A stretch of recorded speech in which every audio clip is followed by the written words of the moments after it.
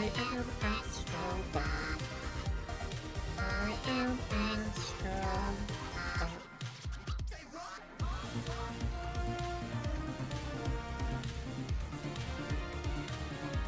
Give it a couple of minutes for people to start to arrive.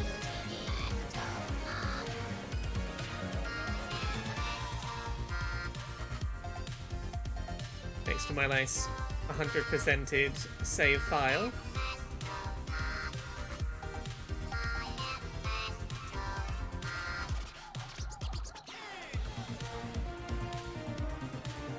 And as people start to arrive,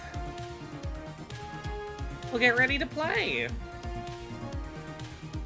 Like, this is the kind of game I don't think it's going to be a huge problem if I just jump in and start playing. It's not like people are going to miss anything too big and plot significant by me starting, but I just want to vibe with the Astrobot theme tune for a bit. Gives me a nice opportunity to warm up. Hey, Artist Synth. How you doing? I'm just finishing checking I've gotten all my accessibility review stuff for Astrobot up and ready. I think we're good.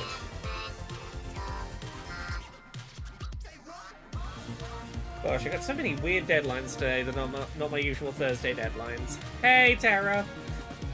Hey, Johnny Desu. We'll give it like another 30 seconds and we'll jump in. Hey, Inkimu.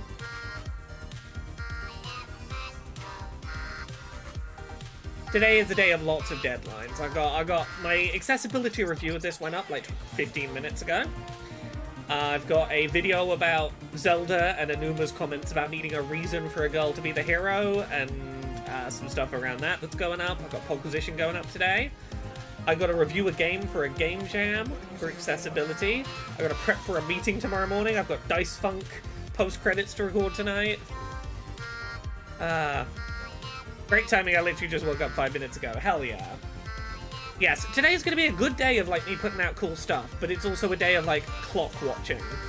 Like, the main thing that's gonna, like, that is gonna stop this stream at some point today is the fact that I have to go and publish more things. Do you know when the Astrobot controller is expected to ship, says Magnifique? I bought it directly from PlayStation and haven't heard anything. My expectation would be shipping today, arriving tomorrow. Like, PlayStation's specific store likes to have their, like, tie-in controllers arrive on the day of the game release. I can't promise that. That's just me going off past experience guesswork. Okay, let's jump in. Let's jump in on a fresh save. So yeah, to give you a sense of, like, length of this game, I 100%ed it. I found every collectible, obviously, like, without walkthroughs or anything because it was pre-release. Took me almost exactly 20 hours to 100% the game to, like, find every collectible robot and puzzle piece and do all, like, the optional hard levels. About 20 hours. Rusty Magnus?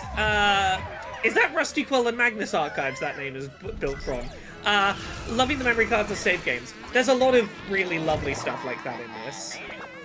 Hey, Pixel Chew. Yes, the ship is a PS5.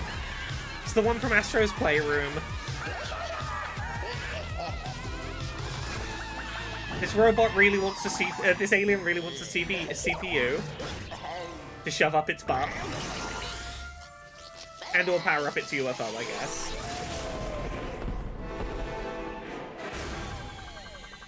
Oh no! All our little robots got knocked out into space. Echo says you got the platinum before it was even released. Didn't quite get the platinum. I've done 100% of the things in, like, the collectibles in game. I am 91% of the way through the trophy list, because there's a few things that are, like... Some of them are related to, like, taking photos in levels, and I haven't gone back to the early levels to take certain photos because I didn't unlock the photo mechanic until later. And, like, that doesn't stop you getting 100% on your save file, but, like, I gotta go back to finish a couple of the... There's a couple of the trophy things that, like, I could have platinumed if I didn't have other work to do. I could have platinumed before release, but, Rusty's in a bit rusty in Magus. Magus is in the old word for wizard. I misread it as Rusty Magnus, and I was like, the people who make Rusty Quill who make the Magnus archives. Completely misread it. Still a cool name. Okay, let's do some controller shaking. You can turn off motion controls. I can show you how that works. There's some good examples of it. Motion controls and touchpad swipes are no longer mandatory, which they were sometimes in Astro's Playroom. I'm glad they're not mandatory anymore. This is what I get for trying to read YouTube and Twitch chats at once, and then seeing new Twitch names I haven't read before. It's my brain just... The dyslexia kicks in and I auto-complete stuff. Oh no, crash landing!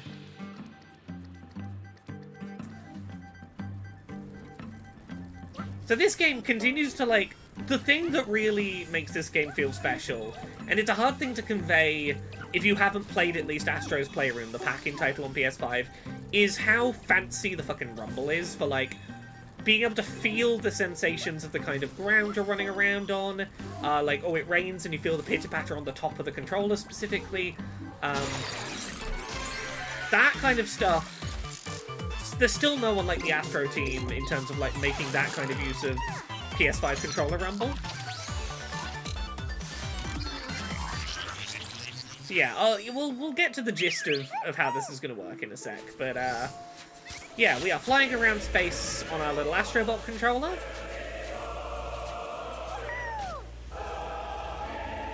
To go rescue all the little scattered bots that have ended up across space. Is the controller like 4D? I mean, that's like the closest, like, those 4D cinemas, this is the closest thing at home gaming has done to those. Okay, so we've got a series of galaxies to go to that all have various planets. At the moment, we've only got the Gorilla Galaxy open to us. But we'll get sort of branching paths and we'll get, like, more planets that we can visit shortly. Yeah, we gotta deal with this bastard.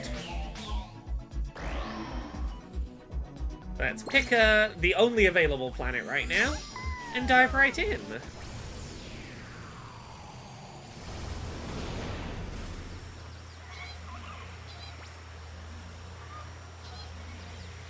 Yeah, actually, let me show you what we can do instead of motion controls if you don't get on well with motion controls. There is an option called Controller Tilt Assist. If we turn that on, I can now use the analog stick instead of tilting for those analog stick things, which is cool. So, Astrobot, largely a little, like, colourful, pleasant little collectathon platformer. There is some challenge to be found. You can hover in the air and your laser sort of shoots stuff below you. You are collecting coins in order to be able to buy collectible, like, cosmetics with them later. This is a very easy to find one, but every level is scattered with these little robots that you gotta rescue. Some of them are generic in design like this, some of them will be designed like either classic PlayStation characters or characters that you sort of associate as being PlayStation characters even if they weren't technically PlayStation characters. We will see some examples of those shortly. Echo says, Astrobot and the little guy from Grow Home are the closest anyone's come in a while to making a new mascot with potential staying power. Honestly, I think Astrobot, like, PlayStation need to make this the face of their brand. Like, they have real fucking potential with this.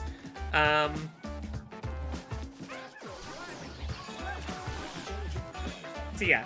A lot of them are just like, yeah, go find the little guy. They'll usually be a lot more hidden than this as you get further into the levels. If you get killed like that, you don't lose progress in terms of like, hey, that robot we rescued is still rescued. The only thing you lose is any coins that you gained since the last checkpoint. You've got to regain those coins. So it's pretty forgiving in terms of like how much you actually lose upon death, which is nice.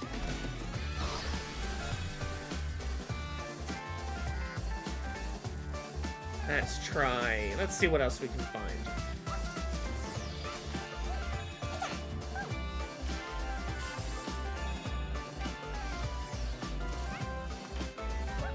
Things I learned from Astrobot's butt. Rusty Magus says, Astrobot is a shoo-in new PlayStation mascot. Honestly, You know how, like, when we typically think about, like, companies that, like, are the best at making, like, really, really high-quality 3D platformers, the kind that are like, oh, this could be Game of the Year material kind of platformers? Usually we think of Nintendo. Nintendo really has that market cornered. This is, like, the first time I would say, like, a non-Nintendo company has really done, like, oh, this is, like, a Mario-level 3D platformer in terms of charm and polish that you have put together. Yeah, so some enemies like this, you can't punch them because they're electrified, but we're gonna kill them with our little laser.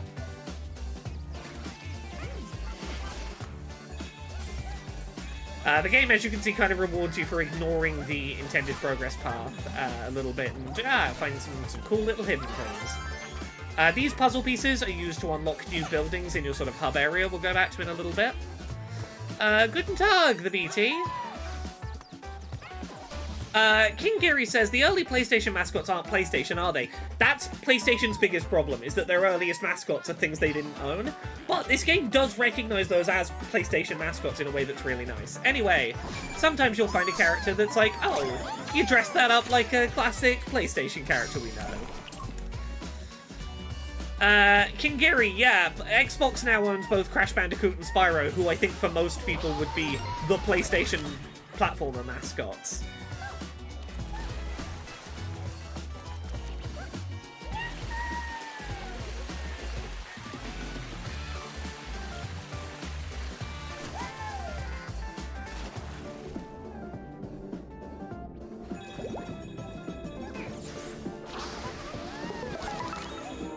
Okay, those ears are part of the chair, but also I can take them off and wear them, so you're not that wrong. Yeah, often in a level there will be a little bit of theming as to the specific PlayStation characters you're rescuing, so as you can see, we found Ratchet earlier in this level to rescue. Now we got that other one from the new Ratchet game. Rivet? What's her name? Rivet. I'm trying to remember her name. She was the other dimensional Ratchet replacement. Yes, Rivet. Yeah, I'm not gonna play hugely deep into this game today. I'm gonna do a little bit to give people a sense of it, but not so much that I'm like spoiling too many surprises that are yet to be seen, but like just to give people a vibe of where this is going. So I'm gonna do my little trying to collect my coins because I want those for collectibles later. This is some of the best feeling swimming in a 3D platformer I've ever felt. They do a really good job on making this robotic character feel like they have a little bit of weight in the water. Like you ever so slowly start to sink a little bit as you swim, just because you've got all that weight to you. It's not a lot, but it's just enough to give you like a real tangible weight in the water. Oh, there's a robot to rescue. There's one of them.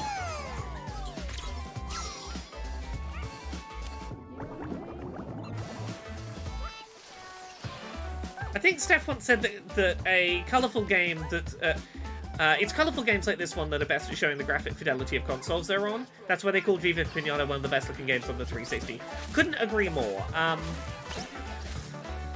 This game does a lot of stuff with really high like particle counts and lots of objects on screen in ways that you can't really do without like a nice, colourful, stylized design.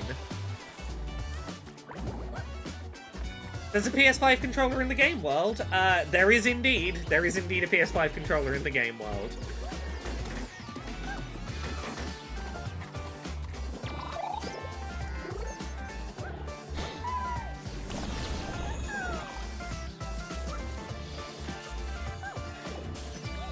You are very often rewarded for being, like, just a little bit curious about things in this game. It is a game that wants you to wonder about things.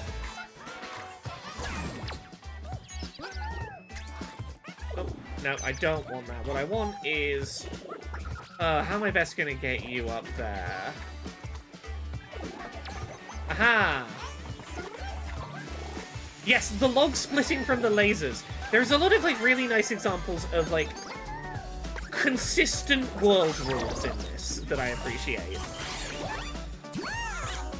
Okay, this is your equivalent of, like, Mario power-up mushrooms is you occasionally get little mechanical upgrades you can equip, such as pufferfish jetpack that you have to fart all the air out if you want to go back down.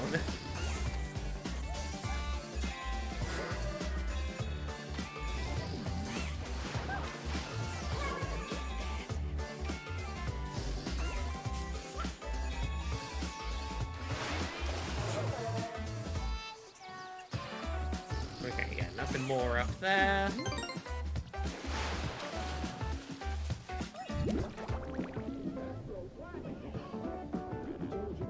Yeah, this game has such a, like, well-understood art style. Like, it knows what it's trying to do. It's not pushing, like, raw complexity of visuals. It's like, hey, what if we had simple designs that we just threw every fancy visual technology in the book at? Simple little effects like the music kind of getting muted a little bit when you're underwater. Like, there's so many nice little details to this that I deeply appreciate.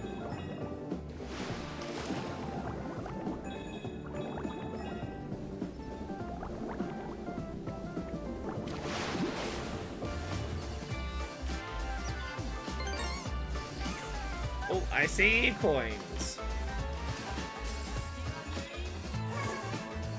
Yeah, like the slightly bendy effect as you, like, pushed against the edge of the force field. Again, really nice, right? Okay, we missed one puzzle piece somewhere in the level. But that's a good opportunity maybe for me to show you a mechanic that exists. I'm trying to think. Okay, so we can look at this and go, we've missed one puzzle piece because I see the end of the level is here. I'm gonna open the end of the level just in case the puzzle piece is, like, somewhere around this? Like, is it in the water somewhere? I don't think it is. Do I show off the mechanic that exists for finding missing collectibles? Okay, actually no. What I'll do first is I'll show... Here's my general method of, like, finding missed collectibles, which is... We found 2 puzzle pieces, but not the third, and we know that, like, the order they're on here is roughly the order you'll find them on in the level. So we can go back to where we found the penultimate puzzle piece, which was down here. We went up this water spout and got it from a bird. So we know that by following, like, going back to that point and then going forward in the level, like, somewhere between here and the end of the level is where that thing we're looking for is. Let's try and find it.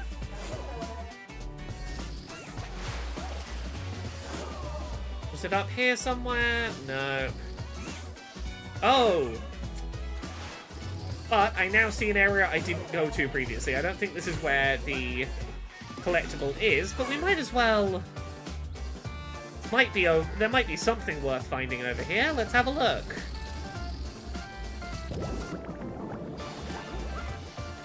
Yeah, I think I know where it is, but I wanted to come back over here, because, yeah, we clearly missed an area earlier. Let's have a look around under the leaves, in case there's anything hidden under there. Doesn't look like it, but there are some coins, so we'll have some free coins. Exactly, you gotta have a good explore.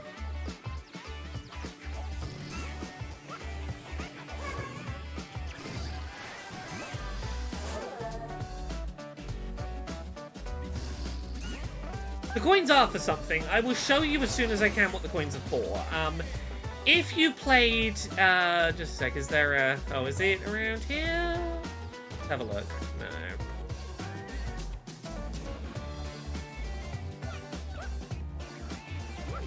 Yeah, if you played Astro's Playroom, there was a sort of gacha machine you could put coins into to unlock, like, little collectible, old PlayStation consoles as little collectibles. There's something very similar to that you unlock a little way into this that I'll hopefully be able to show off soon.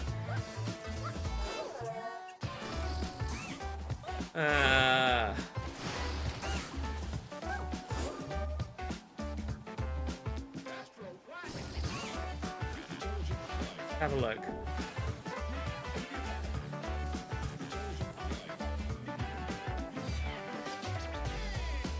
Okay, people who saw... Oh, is it... Is it on top up here? Oh, it's on one of the fish in the water tank. There it is.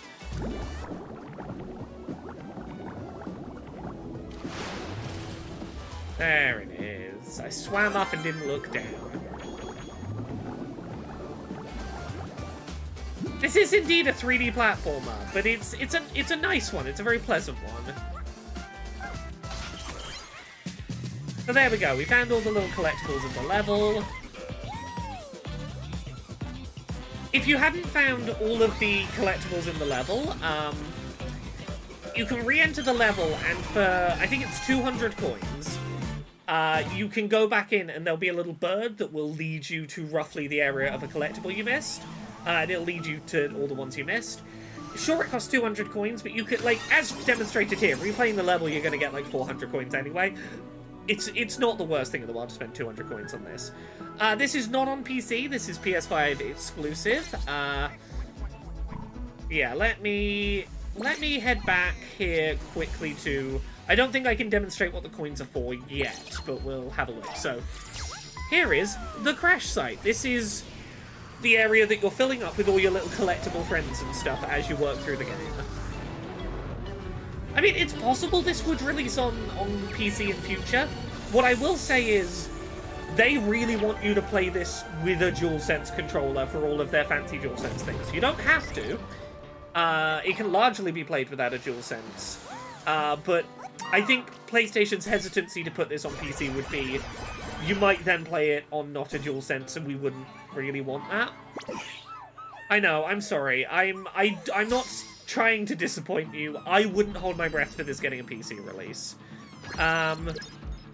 Yeah, it is a game that is very much about rebuilding your PS5 and using your DualSense controller spaceship. It's one of those few games that I think PlayStation kind of wants to be a PlayStation thing. Right, so this hub area also has like collectible stuff to find. All of your little people that you find, all your little characters you find end up inhabiting this area. Once you've unlocked the gacha machine, you can unlock props, and then if you go and interact with the characters once they've got props, they do little vignettes and scenes from the games, and it's adorable. But first, we're gonna need a number of bots to be able to do certain things. Okay, we need 10 bots for that, so we can't do that yet. Let's see if any of these we can do. 2 bots. We can do this one. Yeah, our PS5 spaceship crashed, and now we got to rescue all the lost people, and... Nightmare Guardian! Strongest of all the old hunters. It's the hunter from Bloodborne, yeah!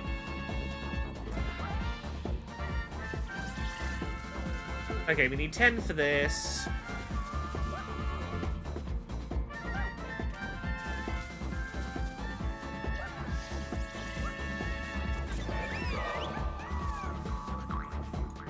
Max volume, I'm gonna be honest, I was exhausted from Gamescom and my brain was just searching for anything that was top-down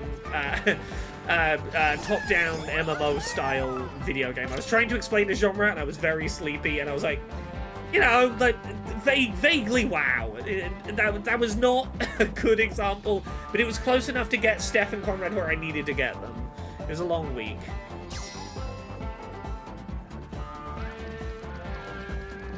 The McWomble the DualSense controller is supported on PC, and certain PC games do all the fancy stuff of the controller. It's not that you couldn't play this on PC and have all the fancy DualSense tech playing on a DualSense. I think it's...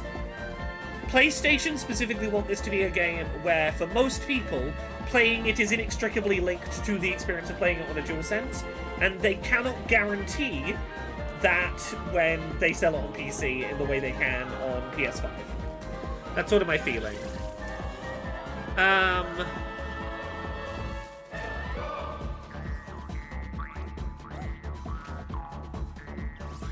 Okay, let's have a look. Let's finish looking around here quickly. How many mascots do we have right now? We've got 9. If we can get one more, we can start doing the... Okay, yeah, those need 10. Okay. So we are... Unless we can do this one here? No, that's that. Okay, we need at least one more... before we can do this, but I see. Yeah, so if you see this puzzle here that's got 1, 2, 3, 4, 16 pieces, Once we finish these 16 pieces, we'll unlock a place to spend the coins, and I can show you what the coins do.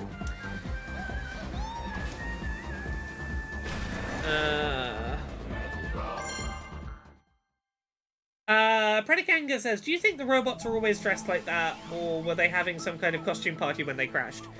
I think this is a universe in which PlayStation's characters are just robots.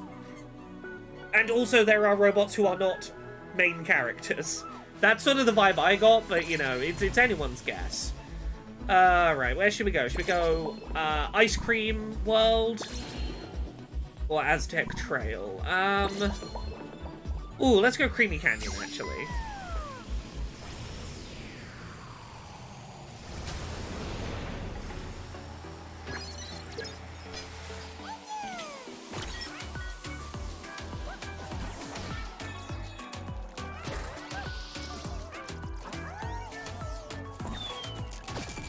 Hey, it's Snake! Again, Solid Snake. Not a character who's technically owned by PlayStation, but he's a character that you think of and you can't help but think of PlayStation. Like, you think of PlayStation mascots, you think of Snake, you know? He's just sort of tied to the PlayStation experience. And that's, I think, a thing that this game is really good about, is recognizing characters that it wouldn't feel like a PlayStation celebration without having them there, if that makes sense. Yes, Snake is in both this PlayStation game and in Smash Brothers.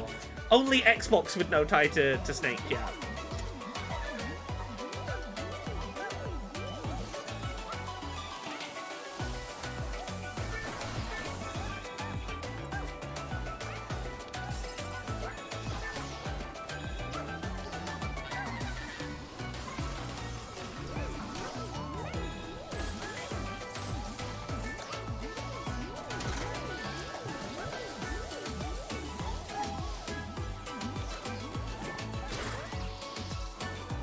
Okay, come on, fly around this way, haha!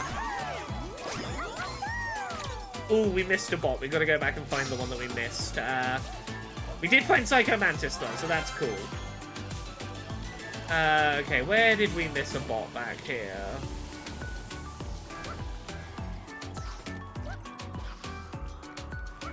Is it this up here? Oh. That's on me.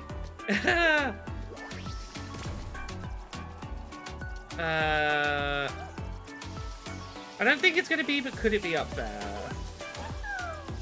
No, because I can't get there now that I've put the ladybug into there, unless I go the long way around. Let's have a look.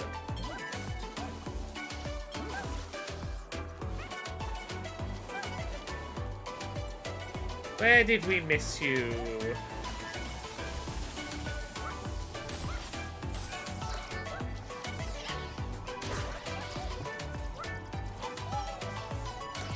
Oh, I think I know where the character I missed might be, and I don't know if I can get them at this second, but I do want to try and get to this platform. Haha, there we go. Yeah, so this is the one thing I haven't done for getting the platinum, is coming back to some of these earlier levels once I got the camera to take little photos of myself. Oh, down here, this is where the missing bot is. There you are. Knew I would find you. But this is what I like about the bot icons, like, appearing in representative of where they're going to be in the level. It means if you miss one, like I did, you can sort of work out it's got to be between here and here in a really nice way. Is the game completely forgiving, or can you die in a level? So, you'll never, like, permanently game over. If you get hit by an attack or fall off a level, you'll always go back to the last checkpoint you activated. You won't lose any puzzle pieces or bots you found, but you will lose any coins since you were at that checkpoint. In terms of, like, forgivingness, most of the levels, like the general core progression levels, are pretty forgiving with checkpointing. There are some deliberately challenging optional levels that don't have any checkpoints. You just have to do start to finish all in one go, no checkpointing. And those deliberately do ramp up the difficulty a bit to give you an optional additional challenge. Hopefully that answers your question. Yeah, sort of like the stars in 3D world where you have a rough idea of where you missed one. Exactly. Oh, the feeling of these little sprinkles underfoot is so well handled in vibration, I can't explain. Well, the characters fall out if you turn your controller upside down. Oh, I turned off motion. Let's turn motion on. They did fall out, it seems. Oh no, they closed the lid and went back in, I think. Okay. Ah! Can I... Yes, throw the pig up there. Aha!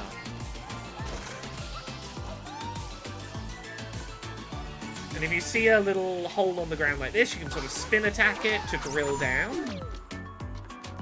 Ah, yes. Sometimes in levels you will find a secret exit to the level. I will use this one and then re-enter that level. Sort of sprint back to where I was. These will lead you to optional worlds in an additional galaxy. So, when I was first on that galaxy map, it looked like there were only five galaxies to go to. There is a sixth one. But you've got to find, like, hidden wormholes to find the, as we're about to see, the sixth galaxy. This one down here. I'm not going to do this level in the Lost Galaxy until I complete the ice cream level. But there's a cool level themed around funky mushrooms that we could go do. Now, by finding the secret hidden level exit, which you know they exist because if you're looking at a level on this map, you'll see the sort of swirl icon next to the puzzle pieces. That's how you know, hey, there's a secret exit somewhere in this level.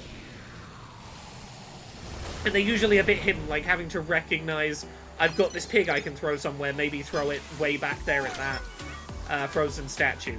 Oh yeah, here you go, 200 coins. This is the bird that helps you find the hidden collectibles. I can get the bird if you like. I don't think they're super necessary for me at this second, but we could get the bird on a level just to show you what it's like when you have the collectible seeking bird.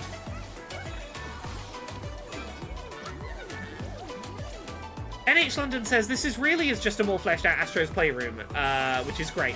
Honestly, yeah, if you enjoyed Astro's Playroom, this is just 20 hours of fleshed out Astro's Playroom. And that's all I wanted it to be. There's not really anything else I could ask for this game to be than, like, 20 hours more of that really cool tech demo. Okay, yeah, so we were supposed to throw the pig. Oh. There.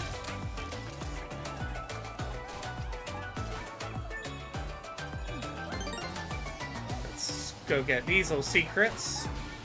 Aha. I remember where I found secrets in this level. Oh, sometimes chests will change colour back and forth between gold and purple, and if so, you have to hit them on gold to get coins or they turn purple and you get enemies. Oh, the ice skating feels so good in this. I would take a figure skating game made by this development team because, my god, they understand how to make ice skating momentum feel really satisfying.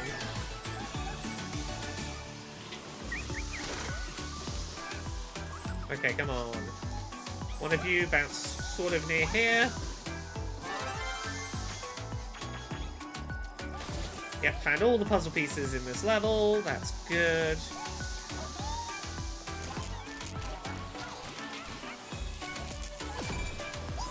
Night Pulse the Wolf says, I wish I didn't need a PS5 to play this. I get it.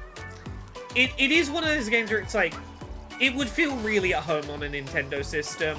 It feels so in line with, like, the vibes of Nintendo games. And I think if they hadn't tied it so much into its, like, controller gimmicks, I could see a world in which this is, like, the first game that PlayStation brings to a Nintendo system, other than, I guess, Lego Horizons. Like, it feels like it would have been so at home on Nintendo.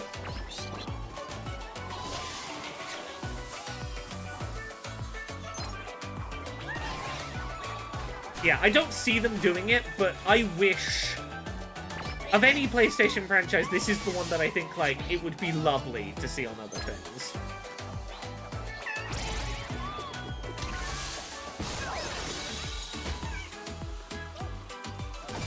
Okay, did we...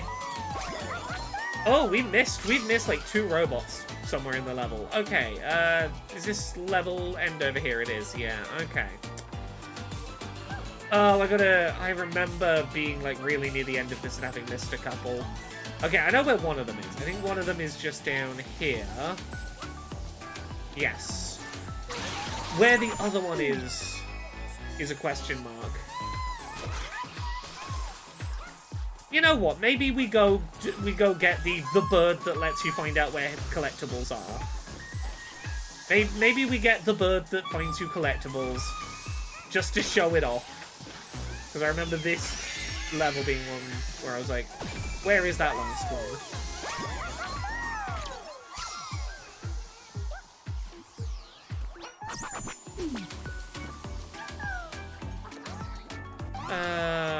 Immediately before this. You know what? Let's try and find the last one.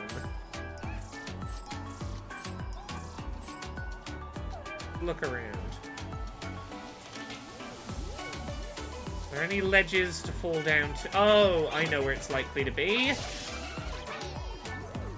Smash this ice. Ah, down here. Didn't they say they were releasing games on PC to invest people in franchises? They played the sequels on PS5. Yeah, but also,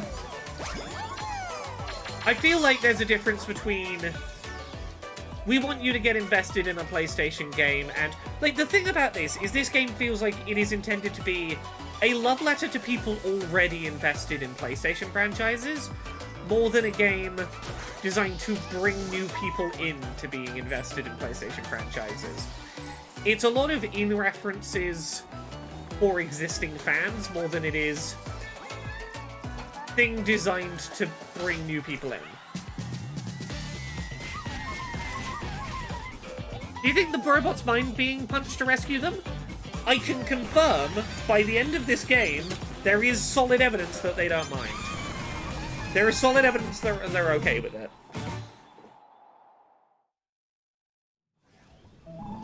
Okay, so we sent those bots back. We've got more than 10 now, so we could go back. Oh, I see a puzzle piece floating around. Sometimes there'll just be stuff like a UFO flying around with a puzzle piece. I missed it. There we go.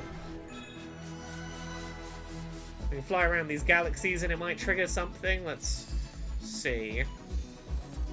Yeah, what if I just hang out here for a second and see? Sometimes additional levels and stuff will just pass, like little comets and things.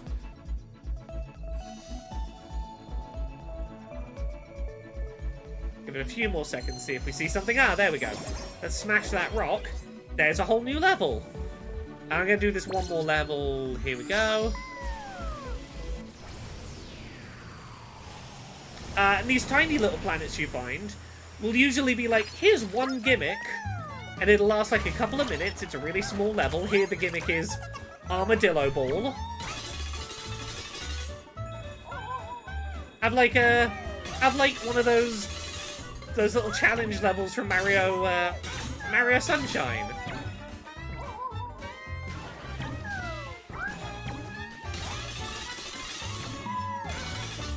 Okay, now to be really careful.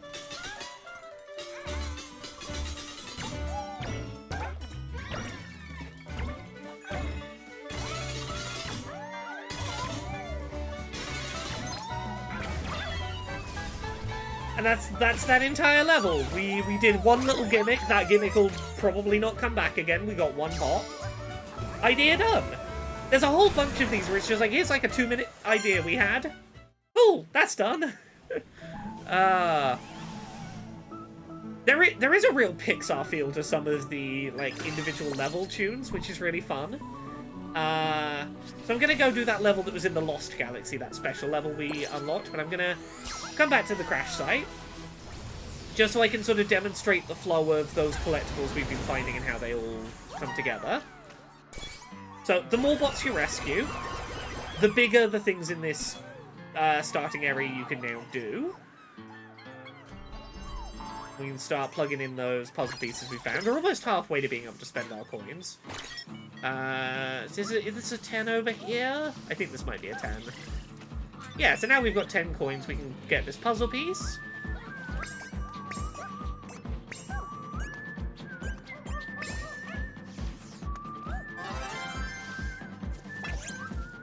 I think there's a couple more over here we can do for 10.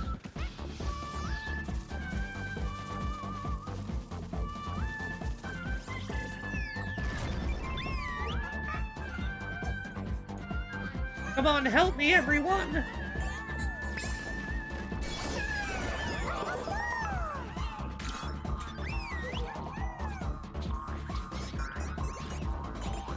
Oh, the little friends you find help you to collect more things. It's adorable. It's so charming.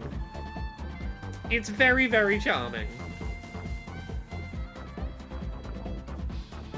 Yeah, I think this will be the last one of these we can get for now, maybe? It is. This game is just very, very satisfying throughout. Ah! Oopsie, not that. But we did find those puzzle pieces, so we're over halfway now. Maybe 2 more levels and we can probably start spending our coins. Let's try that again, and this time not fall to our doom. This time, wait until the bird is, like, coming toward. Nope, missed it. Oh, I hadn't waited until all 10 were there. That would explain it.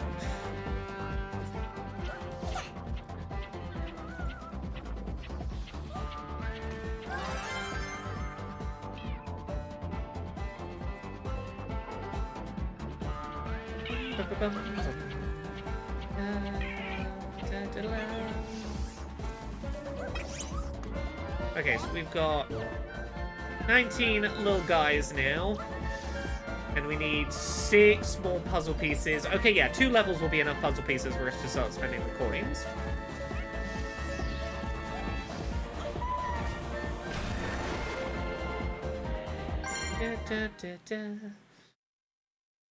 Yeah, these hidden levels in the Lost Galaxy tend to be a little more challenging. They tend to be a little harder than the levels that sent you to them. Oh, only 2 puzzle pieces in this one.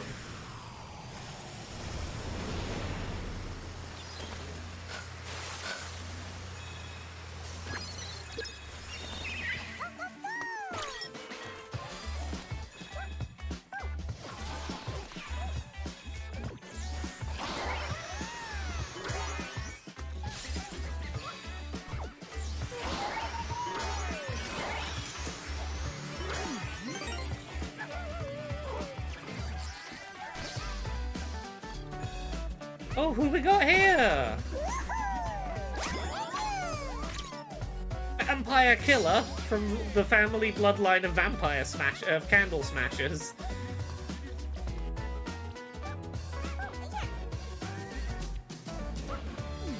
Swing on a little snake.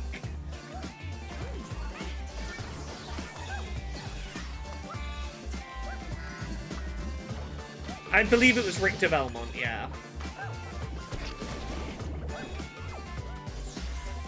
Focus on Me Play says, my brain just keeps going, how can I speedrun this? I would genuinely love to speedrun this. Like, 100% completion speedruns for this would be really interesting, because there's like minimum completion where you would obviously route out which is the most efficient set of bots to find the minimum number of bots that lets me progress in the fastest time possible, versus like 100% routing. Oh, should I? Oh, I don't know if I should have come down here. Yeah, I might have. I'm pretty sure I missed a collectible already. I'm gonna leave this planet and come back because I'm pretty sure I missed a collectible. I'm gonna have to redo this level anyway. I'm beating myself up because I know exactly where I missed it. Easily done. This game is so good at like making you see like an obvious the intended path. It's so good at naturally making your eyes follow toward a progression path without explicitly telling you to, and it's easy to forget. Just look around. There's stuff we're not pointing you at. They use very good game design where you are naturally led where you should be as a tool to hide things from you because you get too complacent in they're showing me where to go. As I am about to demonstrate.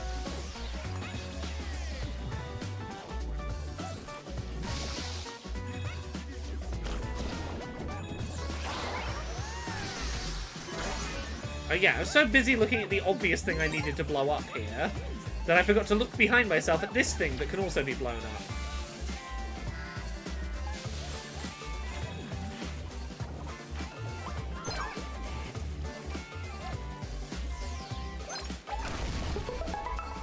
There it is. Yeah, the old, this is where they want me to go, so I will go the other way.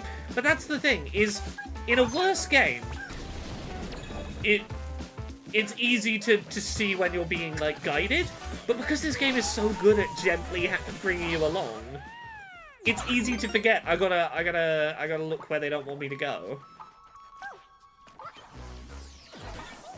Oh, we got new enemy types in here. We got these fucking, oh, these little drill bastards. Okay, and then you leap, and then I gotta pull your bomb out of here. Aha!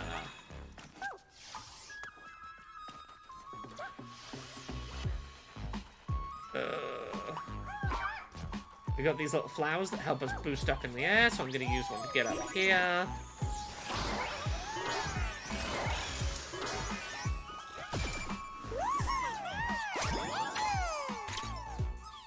Dynamite tourist!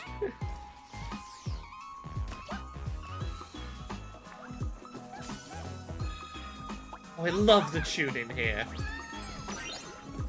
The soundtrack is so nice in here.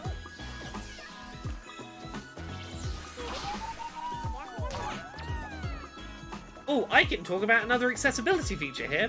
So, previously, we got to walk across these tiles, and one of them will vibrate, and that's the one we need to interact with. But we've turned on a setting where the one that vibrates will also sort of visually flash. Honestly, the whole soundtrack, as you say, Echo, is kind of bops. But in particular, this one got caught in my head while I was doing the review.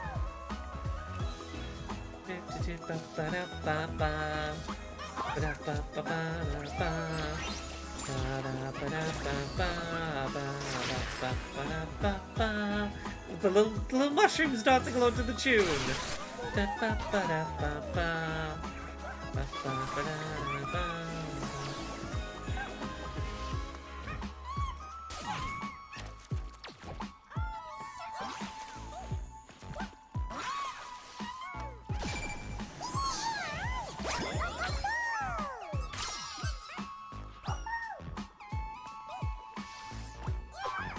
Yeah, this is one of those games where when I was working on my review, I found a good level where there weren't, like, many enemies that were coming for me. Fuck.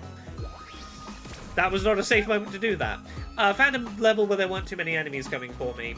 And all I did was I just left the game running while I wrote my review so I could have the tunes just going.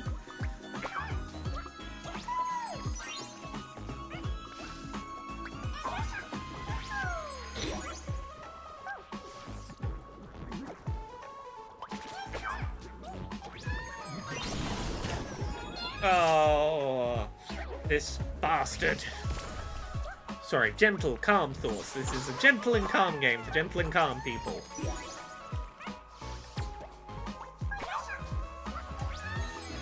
The bots you rescue live in your controller until you take them back to the sort of home base level. Okay, we got kind of an interesting encounter here. We got this little mini-boss. We're gonna fire enemies out at us. I'm gonna have to kill them to get myself some breathing room, but the plant's just gonna spit more back out. But then I need to fly up here and shoot lasers into the top of its head. There we go.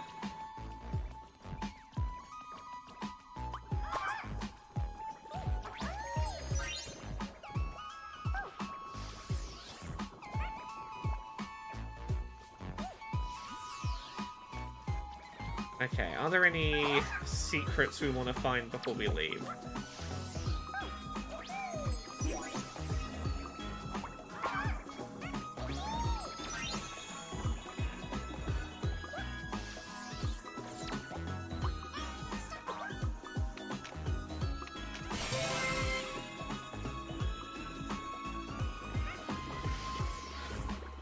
Ah, can't quite get there, but I think we're alright. I think we're good. Not missed anything yet, have we? No.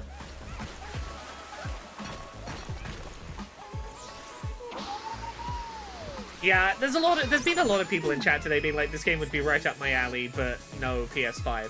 Okay, okay, here's a really interesting level I can talk about accessibility design. So the idea of this level is that you tilt the controller to change the flow of the water while moving Astro around to navigate the level. How does this work with no motion controls? Let's talk about it. So, left stick is usually move Astro.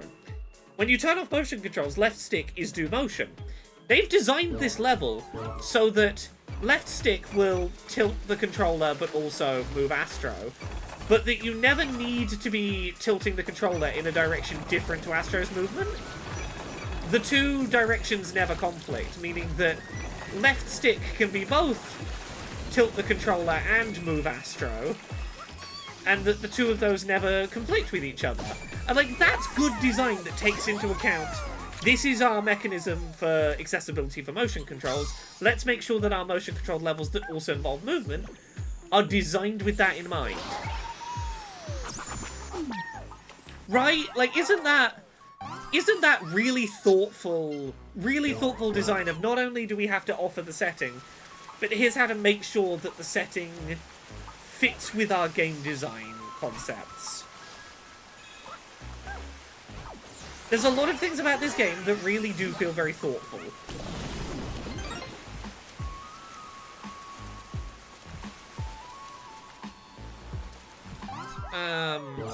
Okay, we're missing one generic bot before the end of the level. Oh, yeah, I know what they are. It almost got me.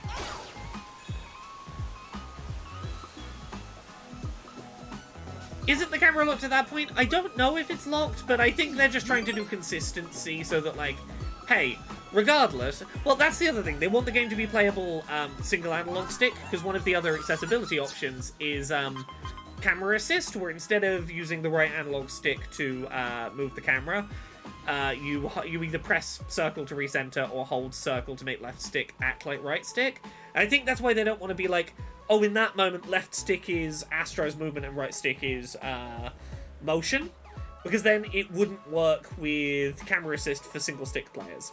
Again, really, like, they want left stick to be really consistently how motion is done, but also they don't want you to have to use two sticks at once in case you're a single stick player.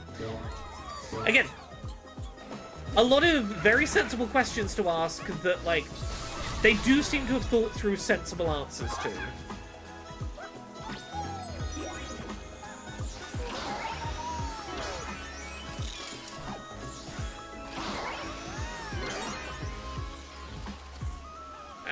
So, okay, no, that's how we do this. I gotta get up the top of that waterfall. I gotta jump up here with my flower.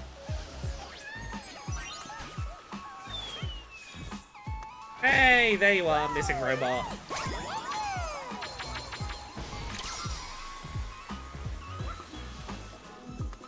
Terra, speaking of Nintendo games not having accessibility, images from previews for Echoes of Wisdom, the new Zelda game, show that there are no settings in the pause menu. No settings to be changed in that game. I'm like, yep, that seems like Nintendo. You can turn on hard mode. You can do that at least. You can make the game harder.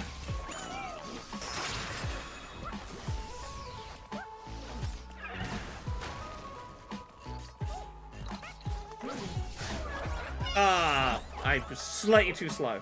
Slightly too slow. Okay, I can do this.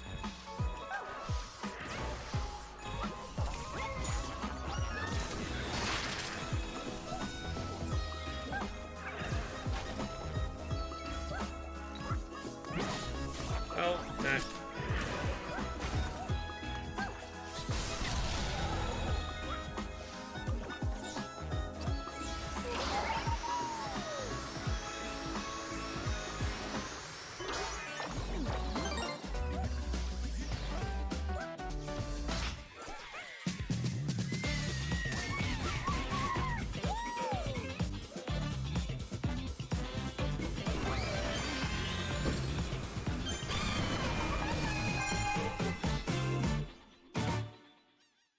Okay, like one more level-ish, and we should be able to start unlocking stuff to spend our coins on. We got two puzzle pieces in that level. I think we need 4 more. I think we'll get 3 off of the level. Let's see, 3 off of that level or 3 off of this level. Can we find another random puzzle piece just in this world if we hang out for a minute? Come on, let's have another comet or something fly by, or another, like, tiny level. What was that icon near the puzzle piece? This one here. The one next to the puzzle pieces is there's a secret exit to that level, and if you can find it, it'll unlock a new level in the Lost Galaxy, like that level we just played. So it's this level has a secret exit that will unlock another level for you.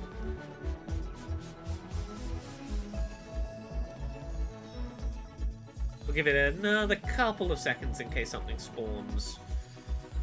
Won't wait too long, but... Come on, spawn another little random event.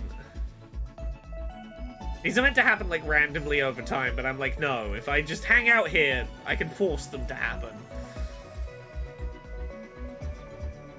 Doop-a-doo. Do a random thing for me, please. It's not gonna. We'll go do a level. I finished this lap.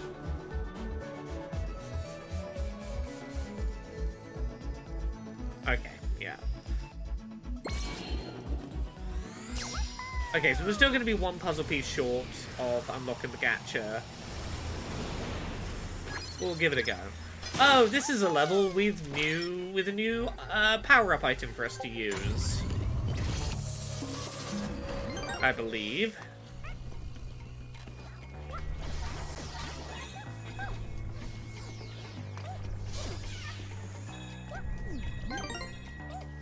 Here we go, a little more difficulty starting to ramp up.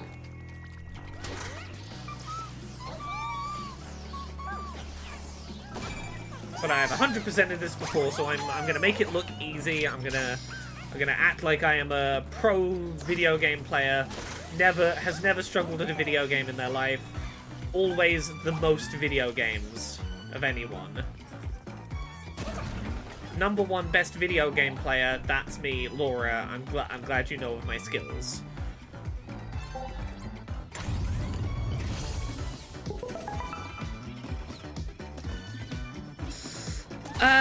James L. Cameron, you're not off the mark. Again, there's a lot of groups of people that Nintendo has weird attitudes towards. See today's video I'm posting in a couple of hours about Anuma's comments about playable Zelda over the last 8 years. Anyway, now I have gloves that are frogs that let me have stretchy arms and do punching.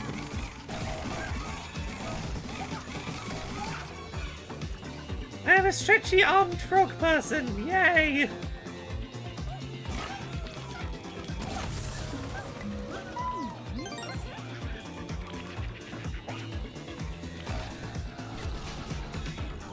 Yeah, it's Nintendo's hit video game, ARMS.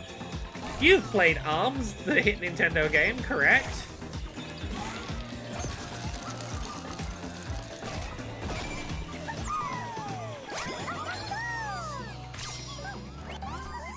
Okay, no puzzle pieces yet.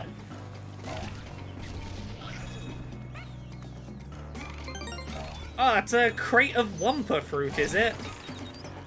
Hey, Crash!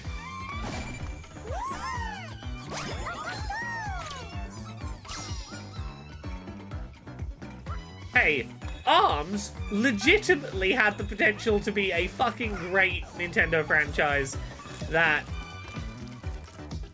really wasn't helped by them pushing the idea that it was a motion-controlled game. If they pushed it as a traditional controlled game, Nintendo could have had their own memorable fighting game franchise. Like, you can't deny their character design was fucking on point. Like, it was a real one of those you could recognize an ARMS character from their silhouette kind of games.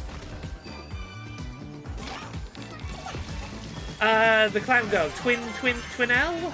No, Twinelle, not Twinelle. I know who you mean. Yes, the clown one was great. There was a lot of really good designs in that. Yeah, okay, that was the first puzzle piece, but good. Yeah, I played a good amount of ARMS. I thought it was a really fucking fun game, but it just... Here's the thing, if ARMS had come out, like, 2/3 of the way into the Switch's lifespan when it was, like, a more owned system, I do think it would have sold a lot better. I think it would have... I think it being a launch title did not help it. No, I mean, you could tell one ARMS character from another from the silhouette, which I always thought was well handled.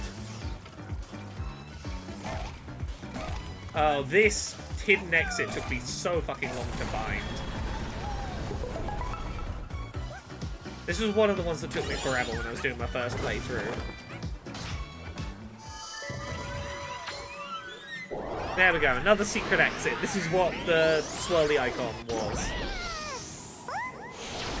Okay, I'm gonna take 1 second to just keep an eye on my work emails and see if I can ignore all of them for now, or if any of them are important.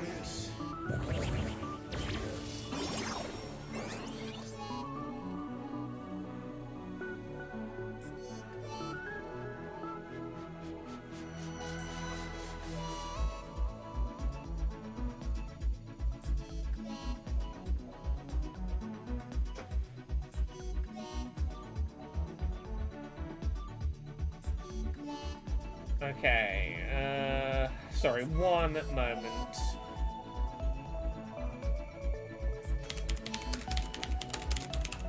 Oh! Secret. Oh, the Lost World tune is singing the word secret. Oh, because it's, you had to find the secret level. Oh, that's adorable.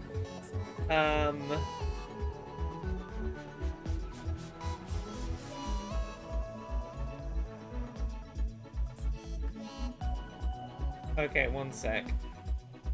Sorry, I've got people messaging about Astro bot that I gotta just be on top of. Hooray for new review publishing day. There we go, I'm back. What's the longest you've been playing a single game? Can you clarify that question? Like, in terms of, like, total play hour on a game, or, like, in a single sitting? Let me know what the precise total playtime. Definitely one of the Pokemons that I shiny hunted in. I couldn't tell you off the top of my head which one. Probably something like Sword and Shield. Pokemon Sword, I probably have upwards of 2,000 hours shiny hunting in. It would definitely be one of the Pokemons that I shiny hunted in. Yeah, Pokemon Sword is the one I did the Regieleki hunt in that went on for fucking forever. Some of my most painful shiny hunts was Pokemon Sword shiny hunts.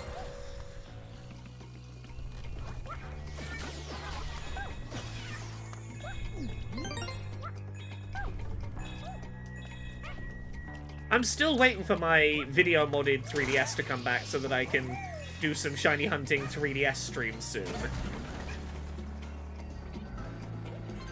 Yeah, most of the Switch-era Pokemon games, I have at least 1,000 hours in at least one of each pair of games.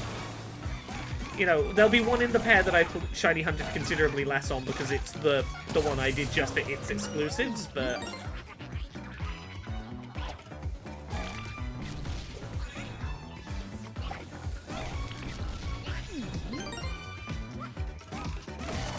Yeah, there we go. Let's get back to where we were nice and quick.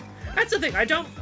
As much as I kind of wish that I could just unlock the new level but not leave the current one, it's really not that lengthy to get back to where you were in a level if you're not doing the, like, exploring phase. If you're just like, I'm just gonna get back to this part.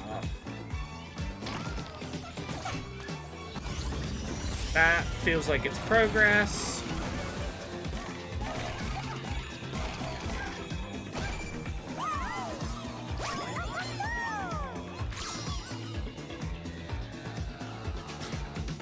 Yeah, so if you're, like, trying to boost your odds with, like, the shiny charm and stuff, you've got to, like, 100... You've got to complete enough to get the shiny charm, which is usually Pokedex completion in both versions of the game, so that the version exclusives you can shiny hunt with those boosted odds still. Like, there's a lot of time sink in shiny hunting. I haven't shiny hunted in a while. I once this year's, like, big games are out the way and we get to, like, January of next year, I want to get back to doing a bunch of shiny hunting on stream again. It's been too long and I've missed those shiny hunting streams.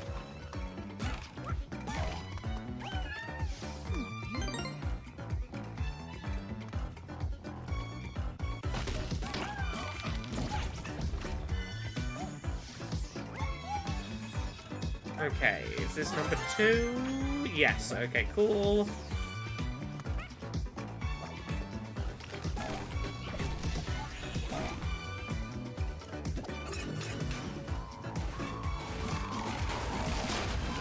Hey, Hide State, how are you?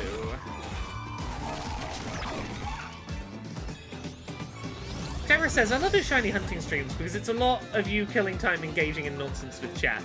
It's the same as, I need to find time to go back to doing my train sim streams. It's just an excuse to chat with chat. And I do enjoy those, but I also enjoy sometimes I'm just in the mood to play a big thing. Because I know I won't play it, or I won't find the time to play it for fun unless I know that there's chat there. Like, that's the thing with the recent Dragon Age replays. I'm like, having chat here means that I will make time for it in a way that if I'm playing it myself, I'll go, oh, it's easy to justify, like, oh, I should be playing this work, I should be playing that, blah, blah, blah. Sometimes being on stream is a good excuse to be like, I should play those things that I've been meaning to play.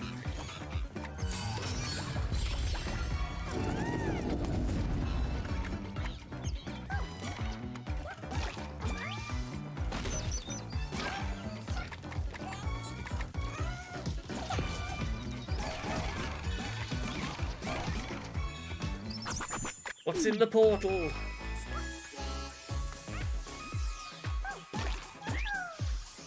Ah.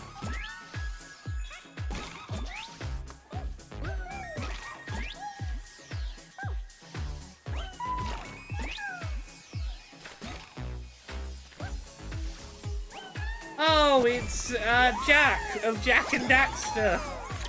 Hey, Dark Squall, thank you very much for the bits. Hope the bag got to you okay. It did. I apologize. I have on my list of things to go, hey, it did arrive, and then I have ADHD. My brain is terrible. Thank you for the little wash bag as well. It was adorable. I very much appreciate it. Dark Squall, super lovely, makes really nice handmade bags. I bought a really lovely Pokemon bag at Amicon, which there was a little problem with, but they replaced, and absolutely lovely stuff. I don't know if Dark Squall stuff is available online anywhere, but if it is, I would recommend looking at it. It's lovely. Been trying to catch a stream, but buried in work ever since I got home from con. Same. I understand very well. I went from con straight to Germany for Gamescom, straight into other work. Like, it's... yeah, I get you.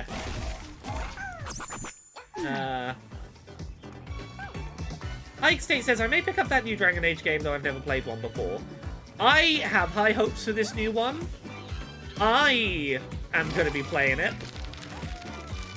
I'm looking forward to it. What am I missing? Oh, I missed one bot somewhere in the level. Can I go back? I'm not going to be able to go back, am I?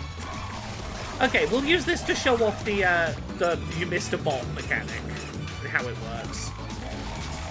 Because I'm not showing that off yet. Where did I miss one? Gosh. Yeah, no, definitely not going to be able to go backward. Usually I would backtrack and just find it. But if there was ever an excuse for me to show off how I couldn't find a collectible, how do I get help finding a mechanic, this is the time. Oh, yeah, missed that extra. That extra 100 coins would have been really lovely, considering I'm about to spend 200. So yeah, it'll be a blue flag, because we didn't find 100% of everything. Ooh, these are going to unlock us a new level. Okay, we'll come back to that in a minute. So we missed one bot. Ah, yes, trying to do multiple things at once. Always fun. Yes, so if you couldn't find a collectible, and like, let's say we replayed this level and couldn't work out where it was, we can spend 200 coins here to get this little robot bird. And it's gonna start, like, flashing and blinking and beeping at us as we get close to wherever it is. It's gonna be somewhere late in the level. I'm not gonna fuss too much, I'm just gonna speed run the level a little bit until we find it. I'm not gonna be too precious. Usually I would use this replay as an excuse to get more coins. If I wasn't on stream, I'd be using it to regain the coins I lost, but I'm like, we got time. Okay, so I know it'll be somewhere... I know roughly where in the level it is, because it's... Before we got Dax... Yeah, I should have recognized when we got Dax that we'd left a gap, and then not gone forward. It should be somewhere just before that.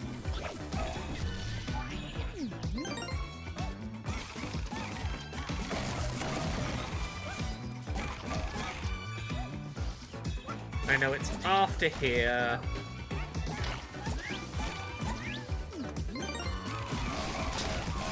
Speed run. It's definitely after this, because here was a generic one. There's a generic one back here, which would be one of these two. So it's after Crash. Okay, so it's definitely further than this.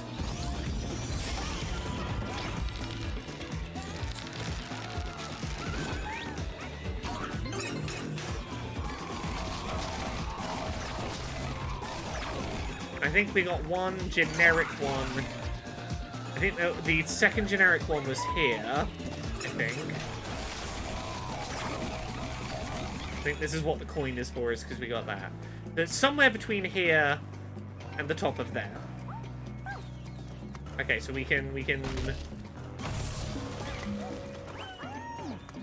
reason it's not this way, because this was for a puzzle piece.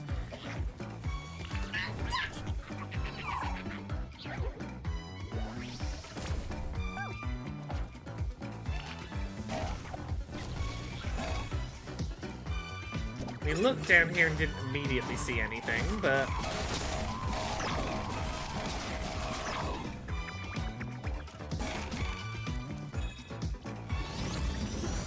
Okay, there's at least something we didn't previously spot down here, so let's come get this.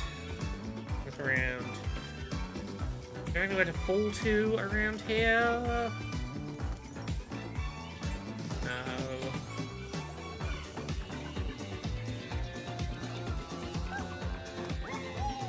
Okay, yeah, we're supposed to be following the bird. Why am I looking around? I'm supposed to be showing off how the bird works. Rather than trying to rationalize it out, I'm looking for the bird. Ah, there we go. The bird is starting to flash in a certain direction, and it's getting quicker and quicker as I get closer. Oh, we can... Ah, that was a pullable block, and we pulled the robot out.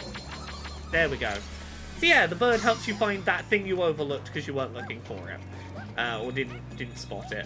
And then now that we've got all the things in the level, I don't have to complete the level, I can just leave the planet and it'll cache in the one that I found.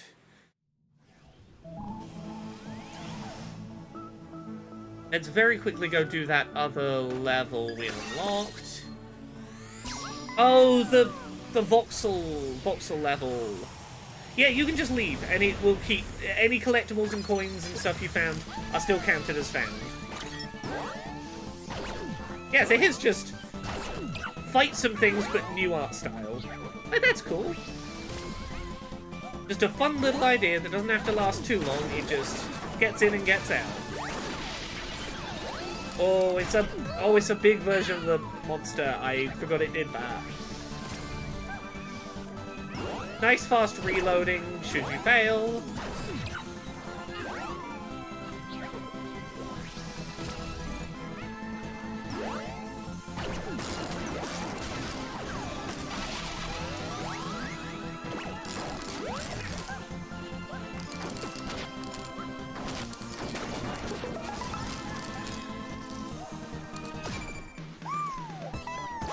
and then we got Ryu.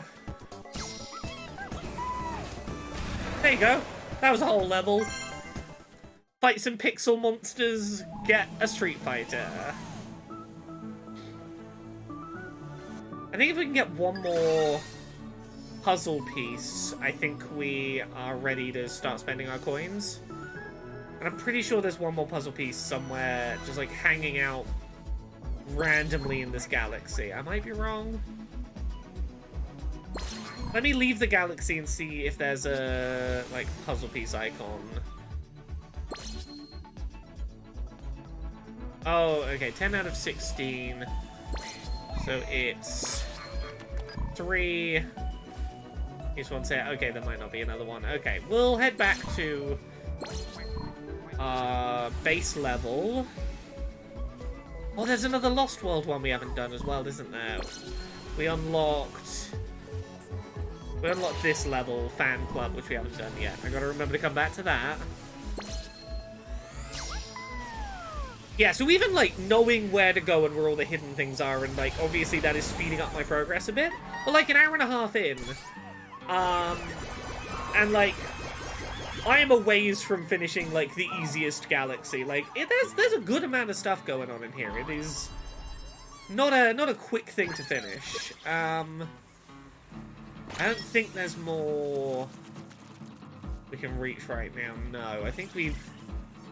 Oh, is this one over here we can do? Is this going to get us more bots, or is it going to get us a puzzle piece? Come on, give us a puzzle piece.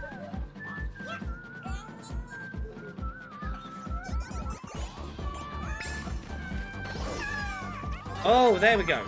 Last puzzle piece. I can finally show you what the coins are for.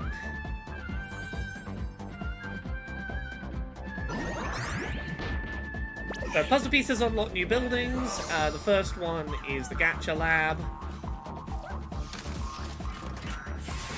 For characters you have so far found, like specific character robots, the Gacha will fill up with little collectibles for them, and very occasionally a empty drinks can. So you get like little props for your bots you found.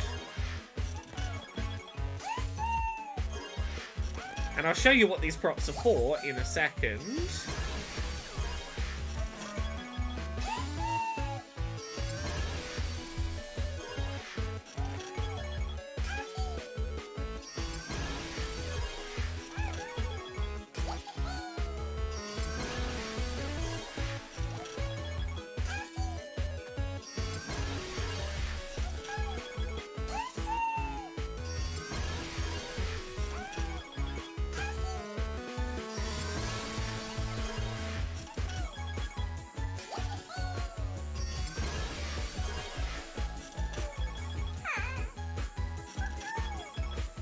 And look at that, we got just about enough coins by doing the levels to collect all the collectibles. We didn't have to do too much grinding. And all of the characters that are sort of hanging out here will now get their little props. And we can go interact with them, and they'll do little scenes. We can go have little interactions with them now. Ooh, new puzzle piece. Okay, I'm gonna quickly try and get this new puzzle piece. Actually, no. Let's go interact with the people. We'll get the puzzle piece in a minute. So, you go interact with them. Oh no, we knocked all the stuff out the little sushi bag. And any that you haven't interacted with before will have a sort of glittery sparkle around them to go, hey, you've not seen what they do yet with their prop.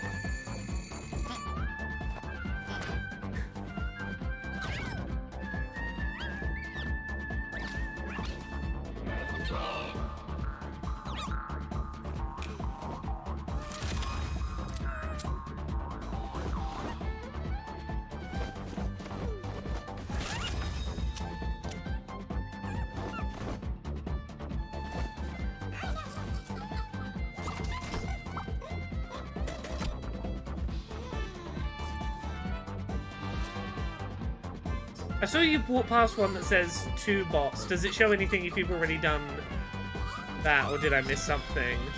I'll go back to it in a second. Sorry, I'm trying to do too many things at once, which is why I may not have acknowledged it. One sec. If you've done a thing that requires bots and it can only be done once, it'll go away and it'll stop showing you it because you've done it. If it's one that's repeatable and you can get its bonus multiple times, it'll be there once per visit and you can keep coming back and doing it. If it's got a number of bots, it means you can get a reward by doing it. Whether it means you've not done it before, it means you can do it again.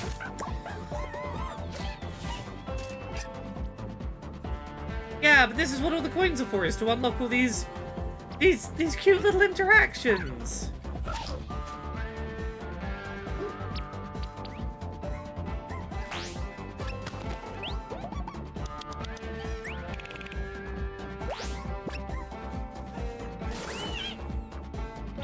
Oh no, it was just a big mascot head.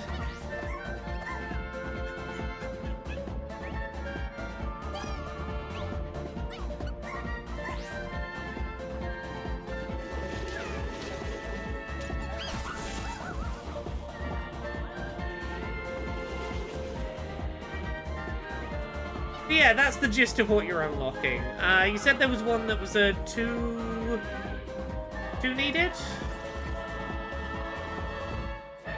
I know there's one over here. I don't know if it was a 10. I know there's a 10 here. And the reason it's there is you can keep doing it to get the coin box once per visit, but also because getting up this high... I didn't quite get there fast enough. I want that puzzle piece, and this is going to be my best way to get that height. You said there was one somewhere around that needed 2 bots. Not sure where it is, but... I'm gonna have to wait for these birds to fly the whole lap of the place again before I can get that puzzle piece. But I'm doing it, because I'm gonna do it now. I refuse to be defeated.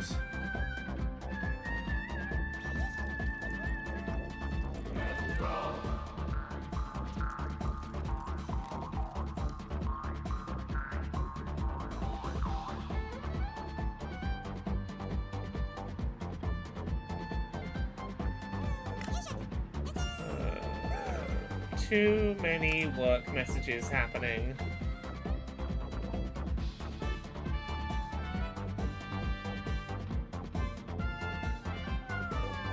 Okay, the one right next to the PS5. Did that say 2? I thought that was the one... Okay, I might be wrong. I thought that was a different thing. I didn't think that was one that required bots. We'll run over there. Alright, give me a second to... There we go. Oh! There is a... yeah, there is a trap spot here. Sorry, you're right.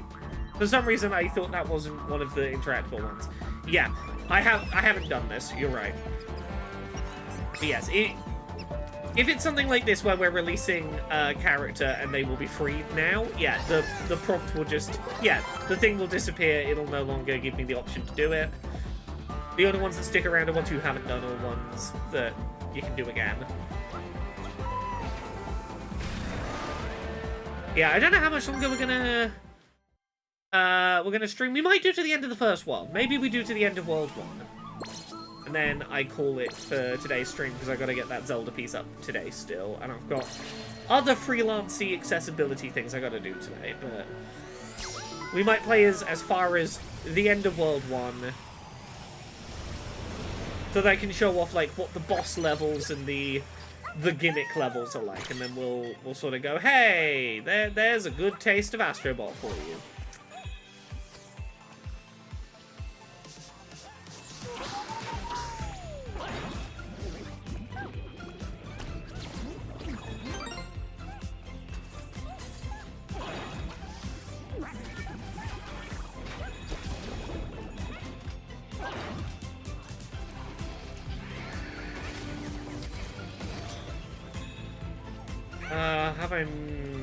Have I missed anything so far? I'm suddenly realizing there might be something back here. Can I control this lift with... no. Okay. I can't make that one raise or lower. Okay, it's worth a try.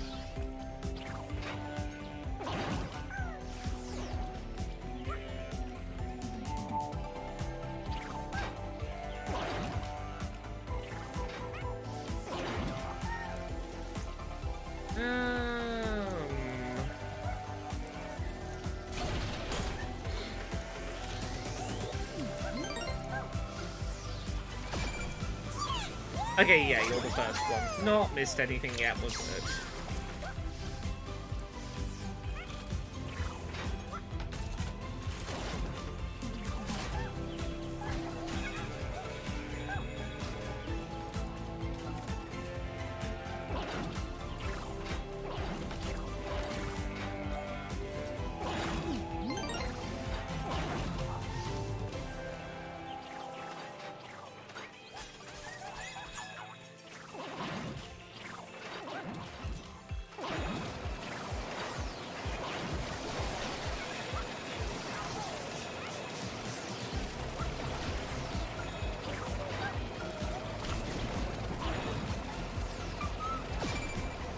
Oh, hey, here's a character I never would have expected to see in this. Oh, what's the fucking series called? Abe's Odyssey. Not a character I would have expected, but again, one that feels very PlayStation. Ah! Sorry, didn't mean to mildly squeal. I'm in control of my feelings and emotions.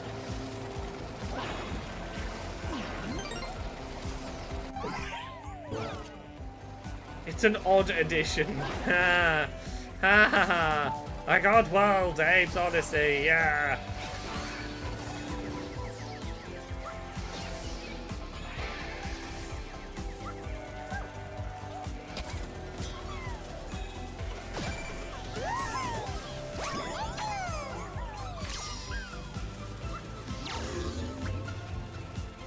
Is there an EX Soldier bot in this game?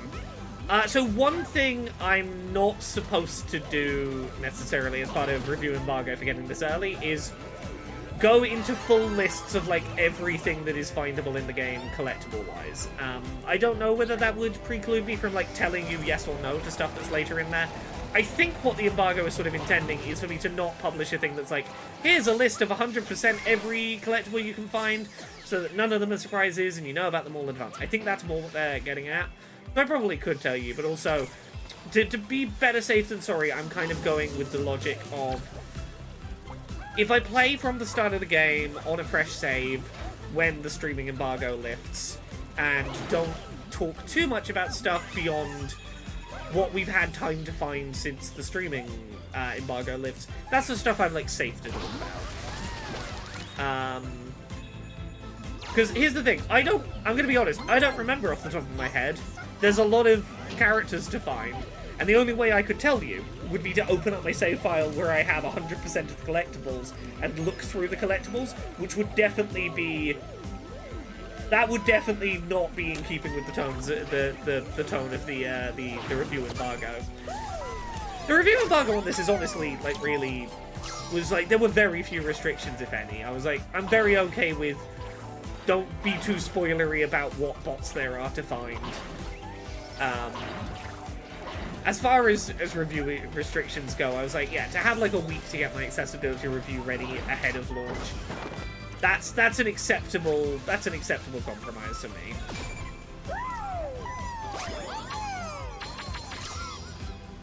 You mean like the article that's going to come out from Insert Content Farm site about 24 hours after the game releases? Well, yeah, that's obviously going to happen, but what they want is they don't want that article to drop the second that reviews launch, which is like when the game becomes available in New Zealand. Like, they don't want... The game's not even out yet in, say, the UK. Here's already a full spoiler article. They want to be like, no, we want everyone to at least have a chance to get their hands on the game before the full list spoilers. I'm like, that's a very reasonable distinction to draw, I think. We did miss a puzzle piece. Huh. Okay, let's... We'll spend the coins. We'll find the missing puzzle piece. If I can get... Yeah, if I can get this 100 coins, yeah, it's fine.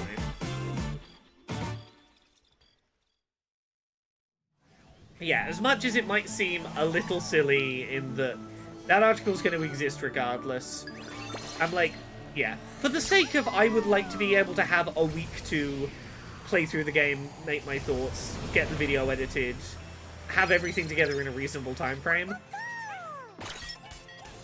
There are some review embargo conditions where I'm like, nah, that doesn't, I'm not happy. Like, sometimes there'll be review embargo instructions from some developers where I don't accept them because I'm like, that's going to limit the kind of content I want to create for your game. This is very much not that.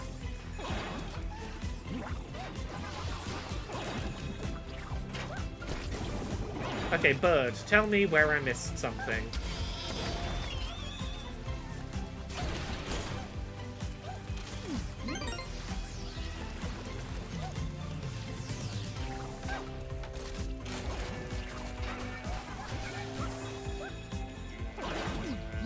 If I can get back above 400 coins, then my point is demonstrated that buying the hint bird really isn't that much of a coin loss.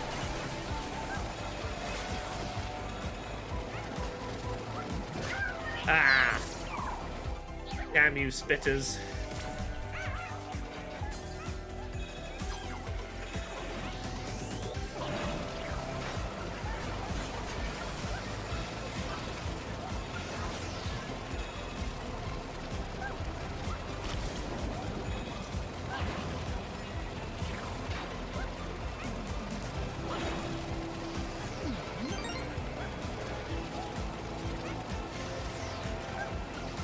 Was it the final? Yeah, it was the one right near the end. Okay.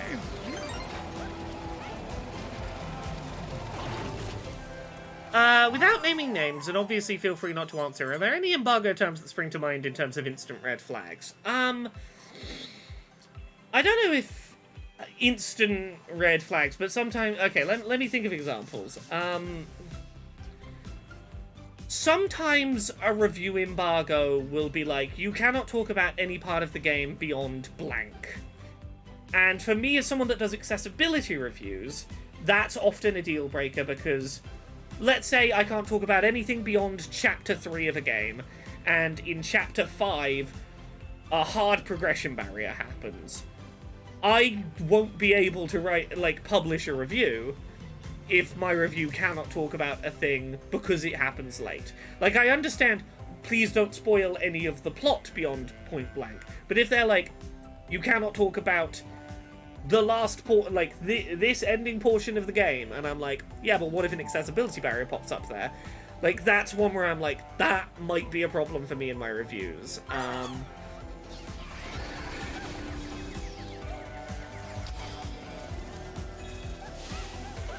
I'm trying to think of other examples off the top of my head.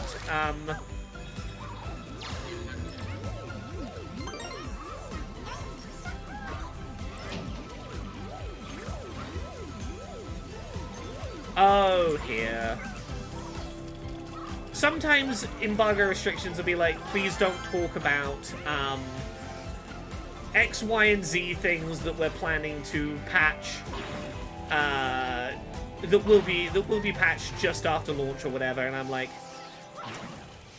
how do I put this?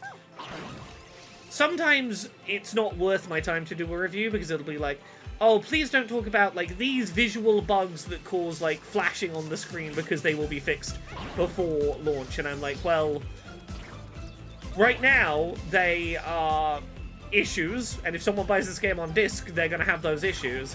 If I can't talk about those issues and say, hey, if you buy this game on disc and don't update it online, there will be accessibility barriers you should know about.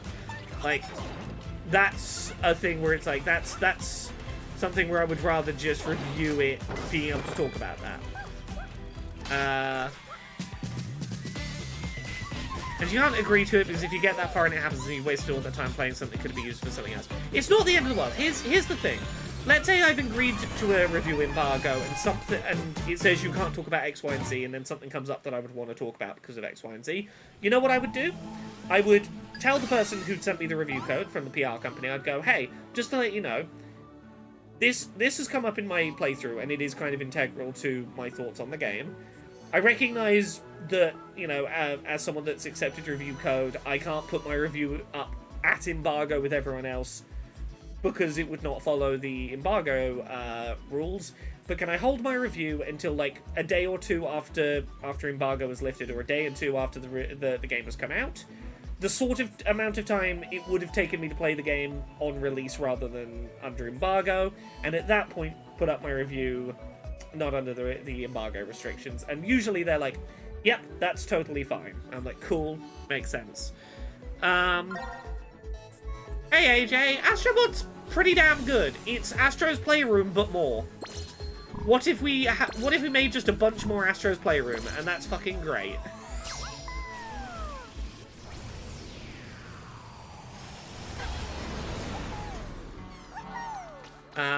But yeah, hopefully that answers the question about embargo stuff. Like, there's probably other things that are flags, but like that's the one that jumps to mind.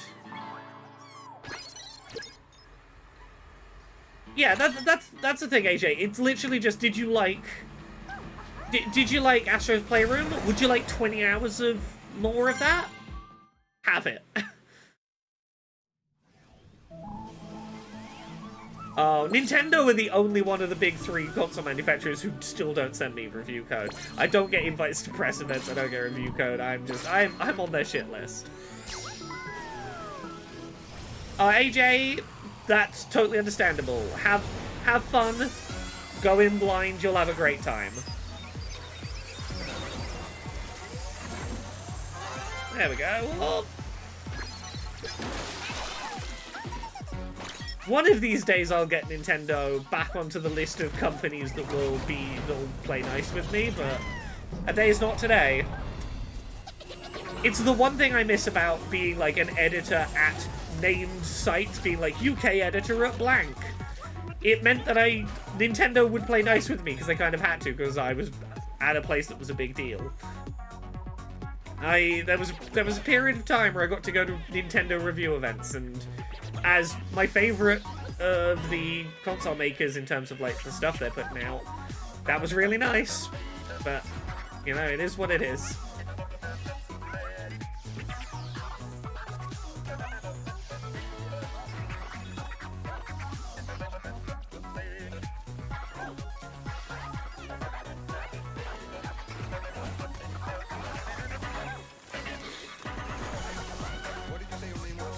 I think it's this one more level and then we're on to our first example of a boss level.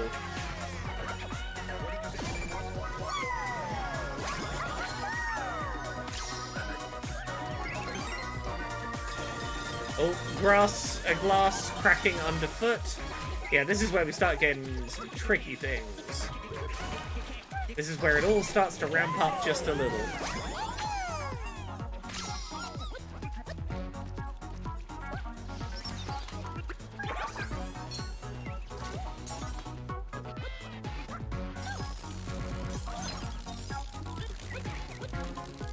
This way to throw it at.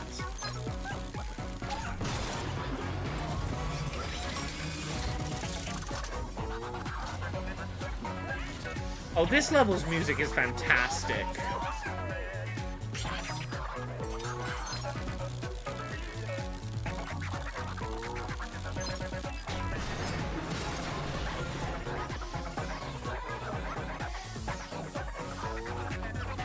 Oh, we're getting another Mario mushroom power-up equivalent. Let's get it. What's this one? It's the Robo-Pug that jetpacks you forwards.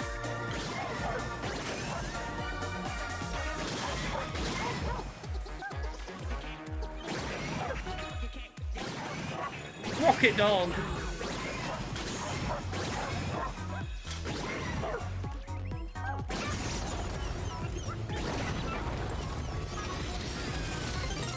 Okay, that direction is progress, I believe. Yeah, it's just big dog farts, that's all it is.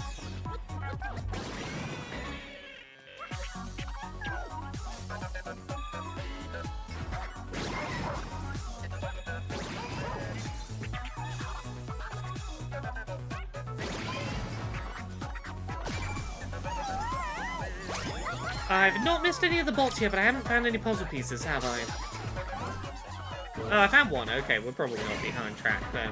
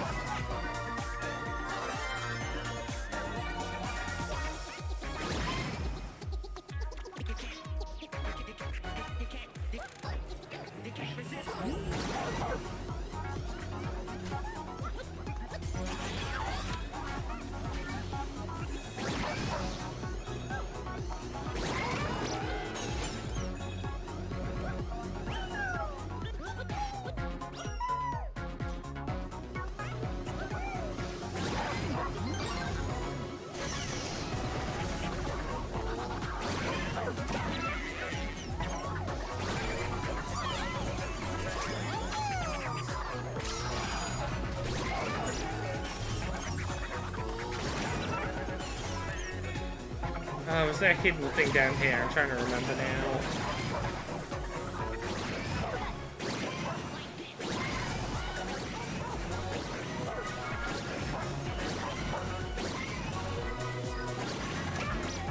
I don't think so. I think we're good.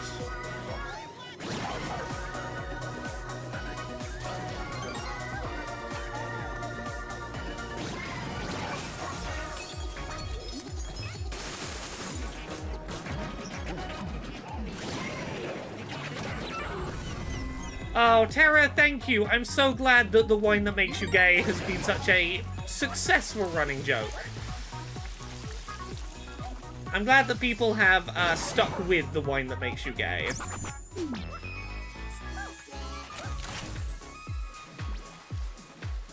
Oh, this. Yes, there's hidden platforms. I gotta see them using paint. We can get Parappa the Rapper!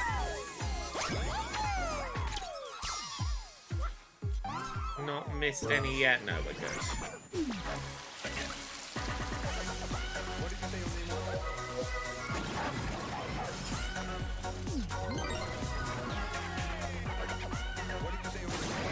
This is another of the photo ops, I think, that I haven't gone back and done for the trophies yet.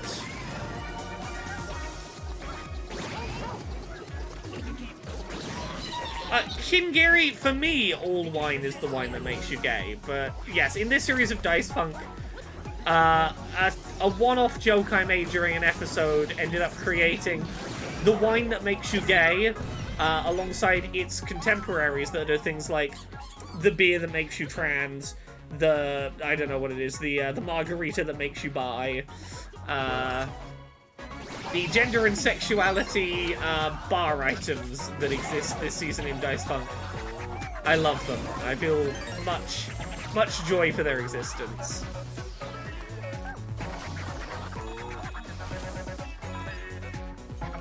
Oh no, I remember why the wine that makes you gay exists. It was from a really shitty riddle, because my character this season on Dice Funk is Paladin of the Riddle Fish. They are a believer in a religion that is all about riddles, and let me find you the riddle that that spawned the wine that makes you gay. Can I find it by just wine gay riddle? Oh yeah, this was it. I was looking for wine riddles because I knew we were starting a downtime scene in a bar. When I am young, I am sweet in the sun. When I'm middle-aged, I make you gay. When I am old, I am valued more than ever. What am I? Wine. Clearly they meant, like, I make you have a good time in middle age. But when I am middle-aged, I make you gay. I then had to ask the bartender, do you have the wine that makes you gay? Riddle fish / riddle snake, riddle serpent, riddle eel. It was a riddle snake, and then my half of the season got set underwater, so I started calling it a riddle fish. And it's a whole thing. It's a mystical serpent that is the deity of riddles, the riddle deity. But yes, when I'm young, I am sweet in the sun. When I'm middle-aged, I make you gay. When I'm old, I'm valued more than ever. Is the reason why... Can I have some of the wine that make you gay? When I'm middle-aged, I make you gay. What is women? The aperitif that makes you ace. Exactly. We came up with so many the thing that makes you thing. It was a fun little running joke.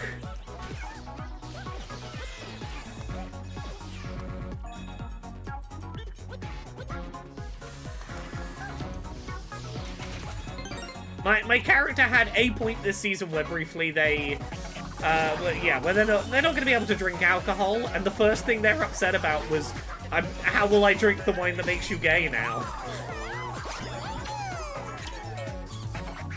Yeah, NH London says there were so many in the last downtime since Barbella can't have the wine for a bit. Yeah, so she was I was trying to come up with like, oh, I can't have the wine that makes you gay. I'll have to have the spinach that makes you bi-curious, or whatever.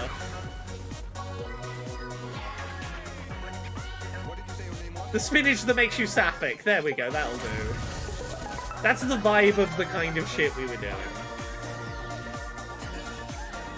I saw an image meme the other day of someone that was like, hey mum, I'm gay. Oh, is it because of all that weed you smoke? Oh, let me check if I'm smoking the weed that makes you gay. And he looks at the bag and it says the weed that makes you gay. And I saw it and I was like, someone else has been down this rabbit hole. Hurrah. Yes, you had to avoid the crackers that make you straight.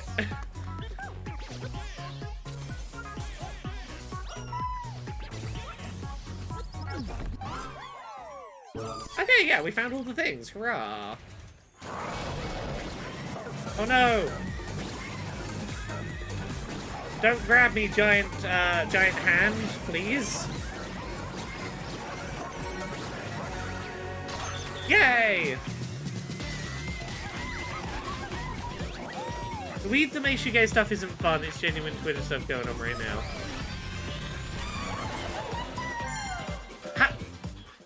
Okay, look, I'm gonna regret asking this. How is a comic about the weed that makes you gay a bad Twitter thing and not just a fun little comic? Ah, shit, I smoked the weed that make you gay. I hate to ask. Okay, we're gonna go do the boss level. We're gonna go finish a world, and this is, like, probably where I'll start wrapping up after this, and then, like, the little bonus level. But yeah, I genuinely... Is it that, like, some right-winger genuinely believes weed makes you gay? Or, like... Look, I saw it, and as a gay person, all I went was, ha, yeah, sometimes you do substance and then gay a bit. Okay, well, was that comic made by Milo Yiannopoulos? I assume not, because, like, my assumption from what you're telling me is Milo Yiannopoulos thinks that weed makes you gay, and then someone made a funny joke about, like, ha ha ha, wouldn't it be funny if the weed actually made you gay? To which I go, like, I mean, yeah, that's probably fine. That seems like very, very reasonable gay, like, queer humor. But everything's terrible all the time. Grumble, grumble. I just want to laugh at the weed that makes you gay, and the wine that makes you trans, and the blueberry lemonade that makes you bi-curious, and the pineapple that makes you polyamorous.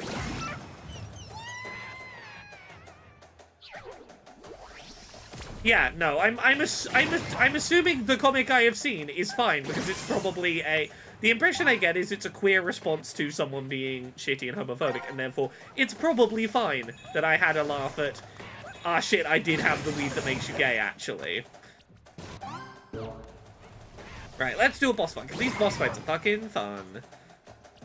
Yes, King Giri says everything's terrible, but at least you're playing a little robot who's breaking through NFTs right now, exactly. Oh, I fucking love these boss fights. They're so good.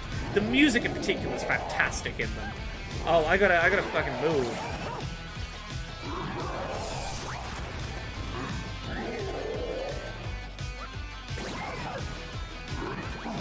Ah.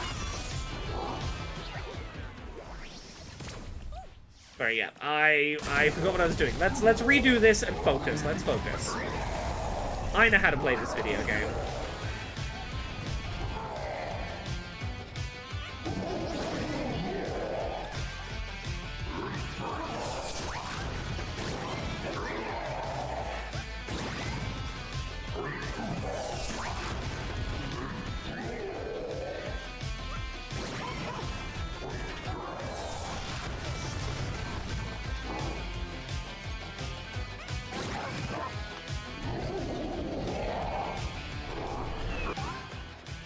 Tagavian, here's the secret. I look at my Twitter feed so fucking rarely anymore. I look at my direct ats. Like, I post links to work stuff I've done, and people who at me, I see those. I don't look at the general feed anymore. Largely, I've moved to Blue Sky, and it's I get to see all the funny queer memes without any of the bullshit that spawned them. Is fun. I get to enjoy that bit.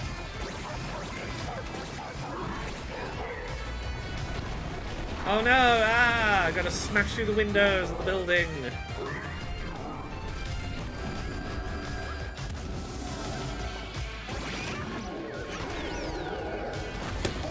Oh, he's down, let's punch him in the eyeball.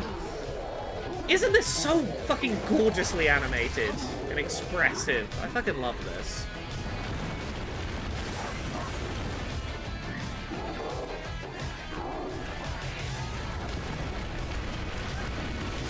Yeah, the idea that substances make you gay or trans, like, you know, there's that riddle that's the reason it's a thing in this season of Dice Funk, but also, it's just a thing I was told growing up, and that's half of where the fun came from, is reclaiming, oh, you're only gay because insert substance you consumed. I'm like, no, I'm just inherently like this.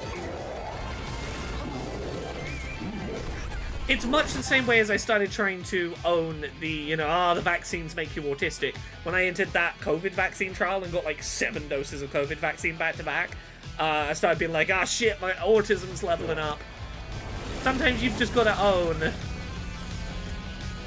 the substance made me this way as a funny bit. You gotta let yourself enjoy the irony.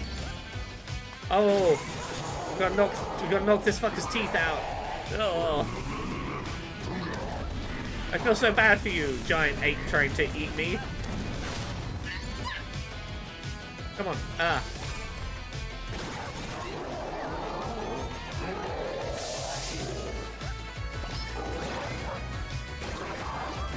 Isn't this so fucking gorgeously animated? I wish there were more of these boss fights, because they're so good.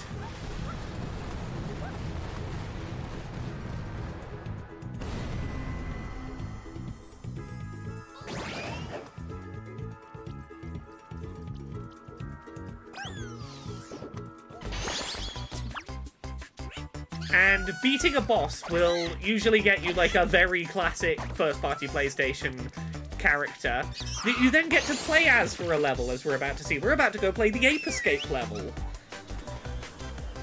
Yes, this is the new Astrobot. This is the new one that is out now if you're in Australia or New Zealand, I think.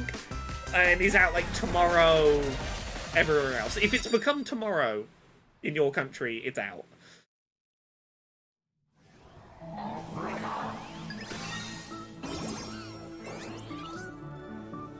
Yeah, let's go do... This is probably going to be the last level I do on this stream today.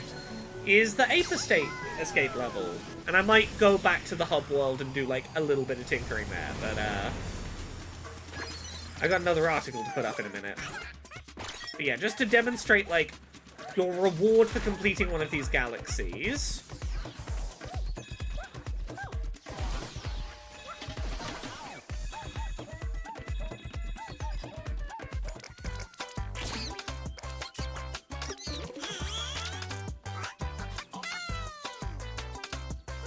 is the character will let you become them for a bit. They give you their item, you transform visually, and you get to play their game. So we're going to play some Ape Escape for a bit. He's just going to take a break and let us do the Ape Escape.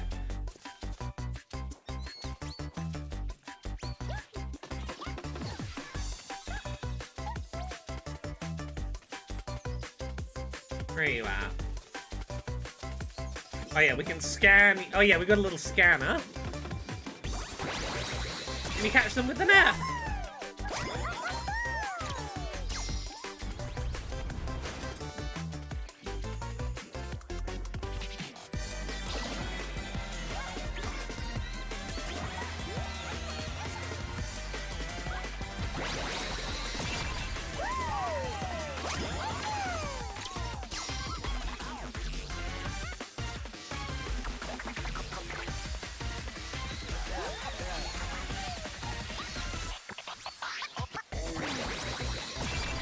Some of these are easier than others. I've worked out the patterns for some of these. Some of these are real tricky apes to catch. There's a couple of... I'll show you at the... Like, the last one we go to will be the one that's a real fucking bastard.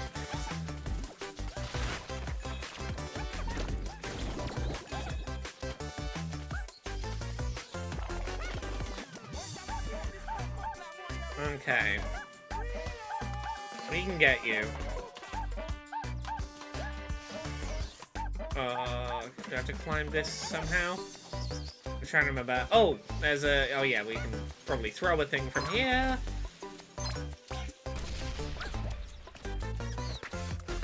Ah, you thought you were safe now that the UFO let go of you.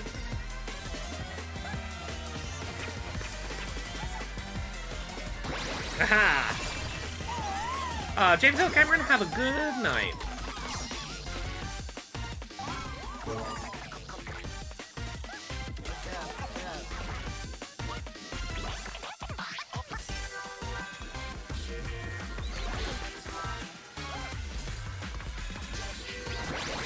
Ah!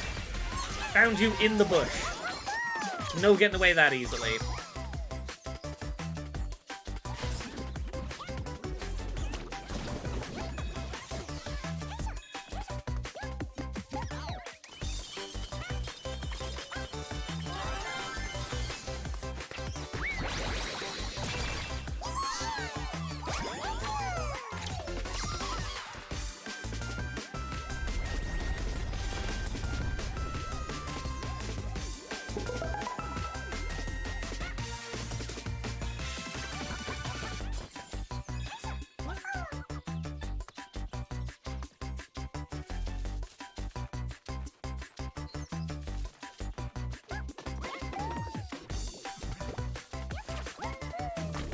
Apologies to Kavian. I could have just pulled up the comic if I'd known you wanted to see it.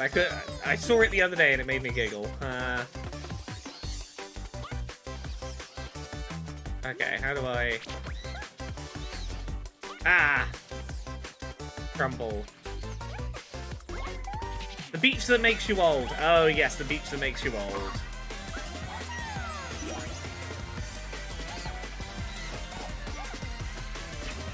At least let me get the fucking puzzle piece. Yes, I'm doing them this way around, so that I'm doing the hardest apes toward the end. I did all the easiest apes first.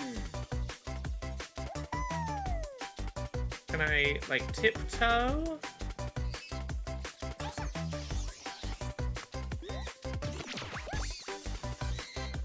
Ah! Ah!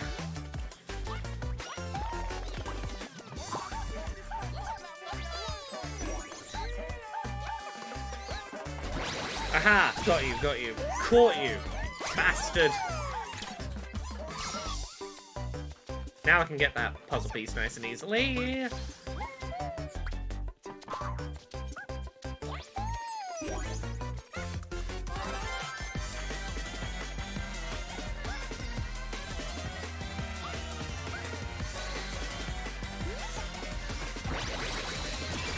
Now, the last one, the one with a big, slowing you down pile of mud in the middle that is tricky to do. They are in the chest in the middle. Can I... No, I was hoping I could get them easily. So what I need to do is... I need to get to a place where they're not paying attention to me, and I need to creep up on them. I think as long as I tiptoe from back here... I don't think you're gonna, like, 180. Because I was trying to chase them around the mud pile, and I just couldn't catch them. This is the trick for this one. You just gotta go the long route around. You don't turn around that much. This is the one that took me, like 10 minutes by itself when I did this in my review playthrough. And there we go. We made it look simple.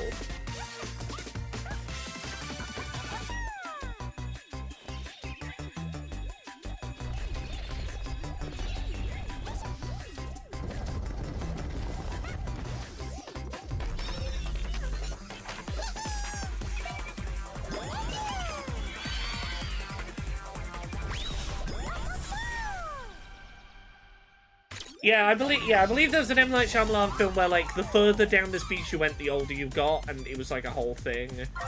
Now we got another little, challenge to do at the end of this. We gotta...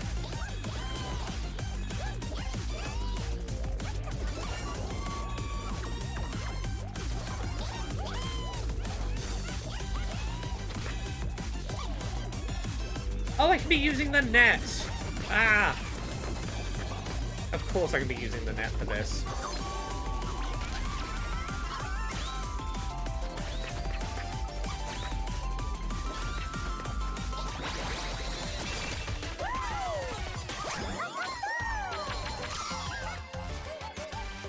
Honestly, the last couple of Shyamalan films I've seen have been pretty alright. Shyamalan has, like, reined himself in a little recently, and I've had an alright time with his films. But yes, we rescued one of the parts of the BS5. We're gonna go back to the hub world and do a little fussing around there. And then that's probably where I'm going to leave the stream for today.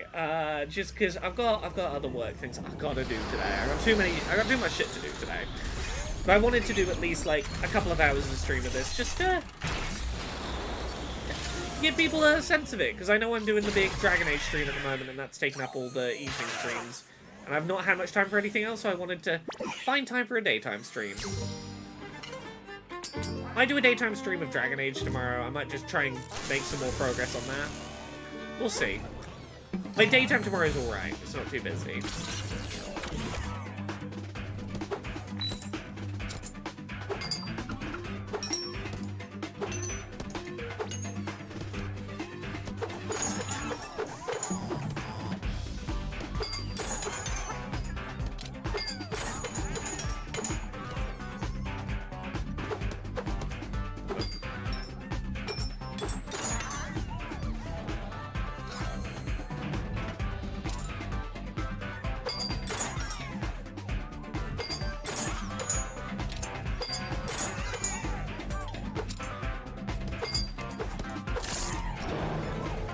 No, hit my little robot fingers!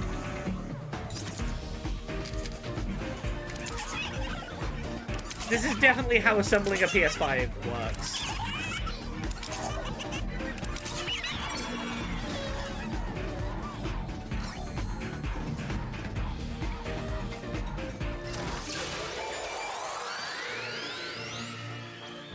Am I hammering in memory? I'm hammering the casing back. I'm putting the casing back together before I put the RAM in. Like, the casing that the RAM goes in got broken or something. Look, this is not an accurate repair job, okay? We're building a spaceship that just happens to look like a PS5. That's not RAM, it's something else. So there you go. We did a world. We've not quite unlocked the second galaxy yet. I'll show you how we do that. But yes, we unlocked a bunch more characters, which, as you can imagine, means we've got some more puzzle pieces here. Once you finish this painting, which maybe we'll be able to do without the second galaxy, you can unlock costumes and you can dress up Astro in different outfits, which is adorable.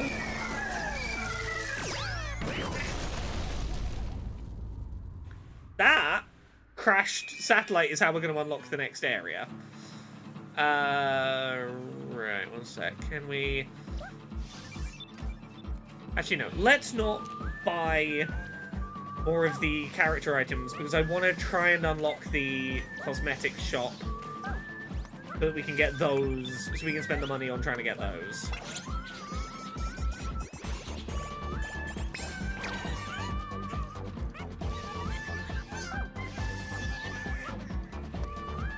So, we've got a little hub here, in which there are some more do you have enough bots challenges. But there's also the unlocking of the next galaxy.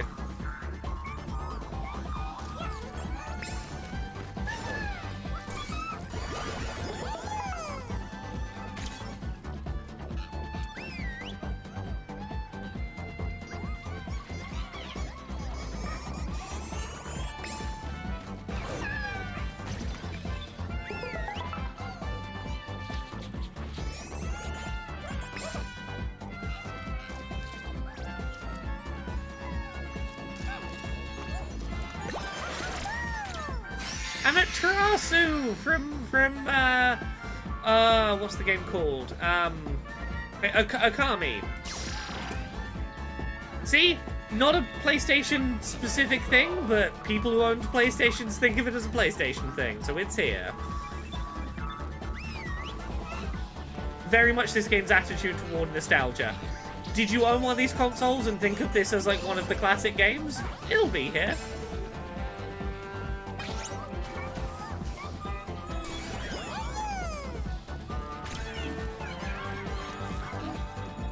Okay, let's do this last, actually. It is very Pikmin, the sort of lifting mechanic, isn't it?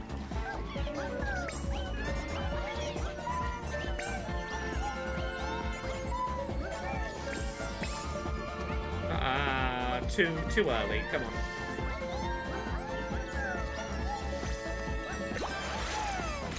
Spyro! Last spotted in the Skylands. Isn't that a really nice Spyro model?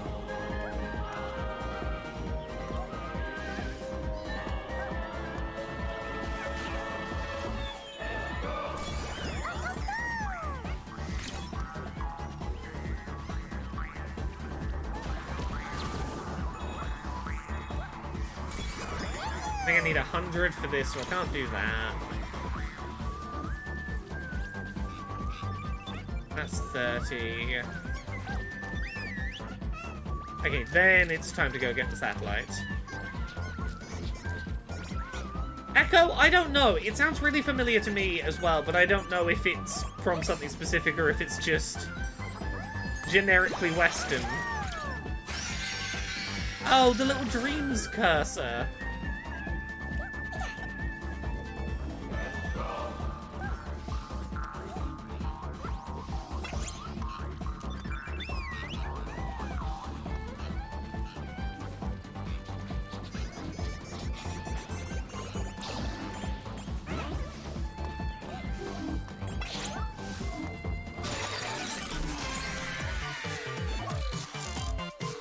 So there we go, we now have a second galaxy.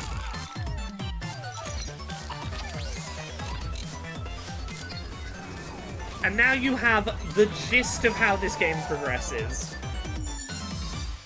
That is the easiest, shortest of the galaxies, of 5 galaxies plus some bonus stuff, plus a hidden galaxy.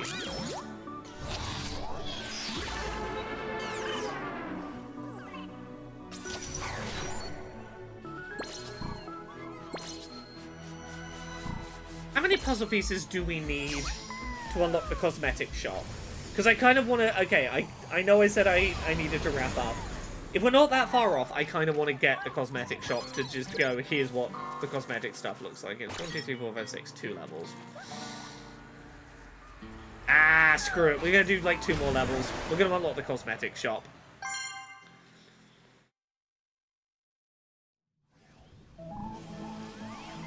And then we stop.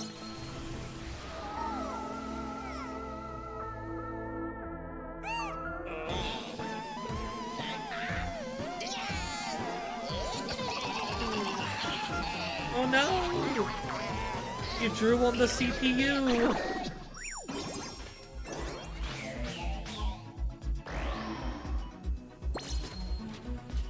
Yeah, we can speedrun a couple of levels.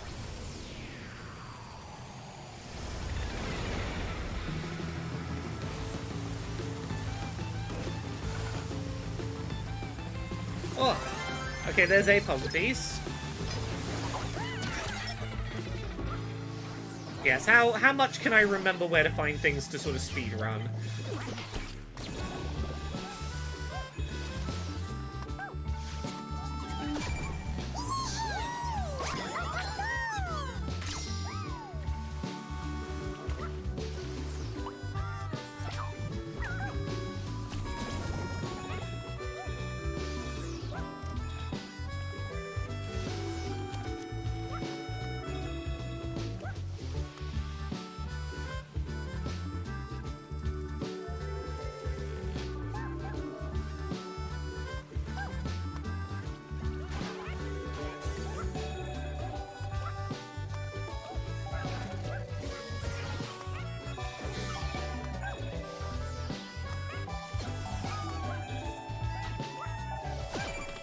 Yes, wish me luck, everyone, when shortly after this stream I post my Zelda video, because I am bound to have some whiny internet man babies get upset at me today. The whiny gamer boys sure are going to be whiny gamer boys, and oh, it's going to be a day. I brought it on myself with my desire to have opinions about Eiji Aonuma.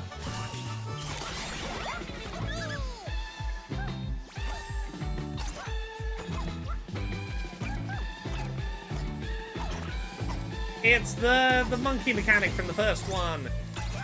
Oh, this was a level where I had a real ball ache of a time finding the collectibles. There were some really hidden ones here.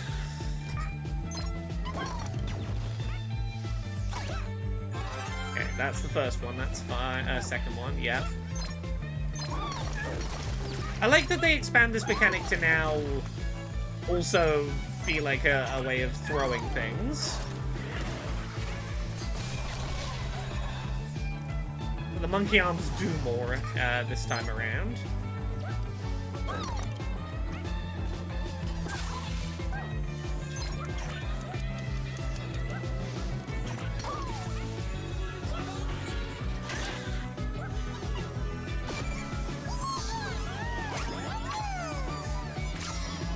But yeah, let's speedrun sprint this. Let's go. Let's go. 100%. 100% speedrun.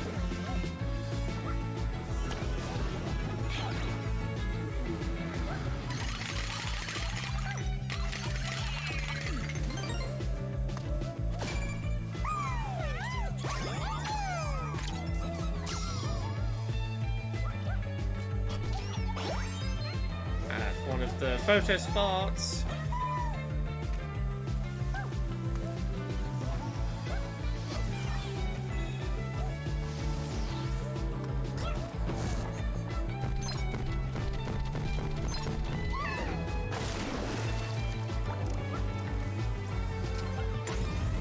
How much can I remember of where I found things? Largely like a week ago.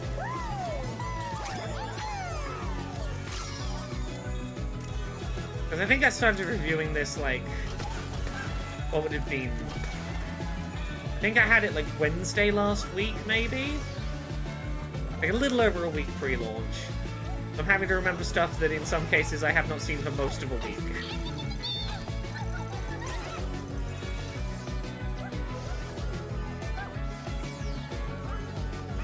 Come on, we can do this.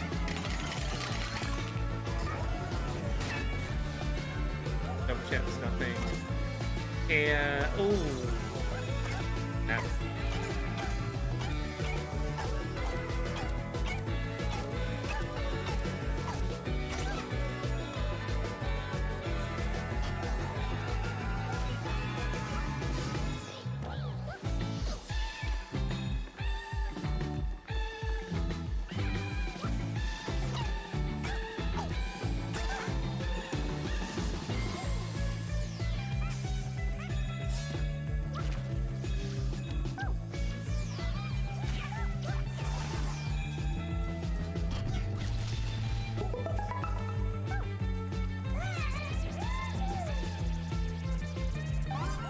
How are we doing?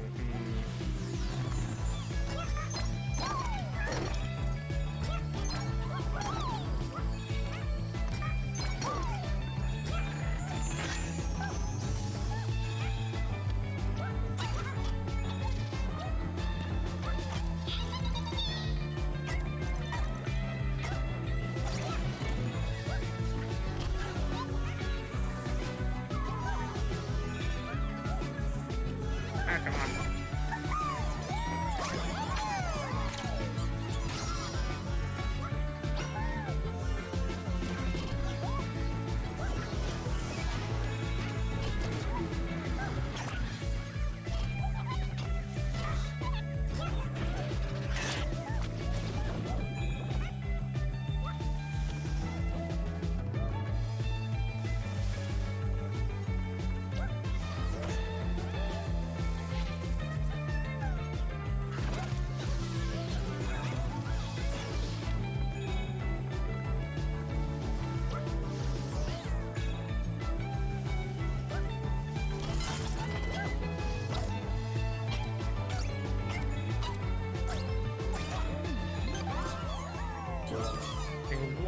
puzzle piece.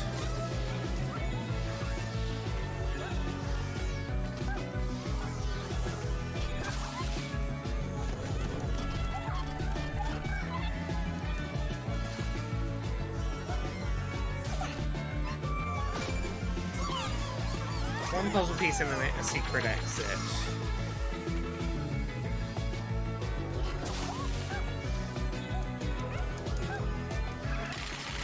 How big is the download for this game? Give me a sec, I can find out. I want to say like 30 gig? 37, 38 gig.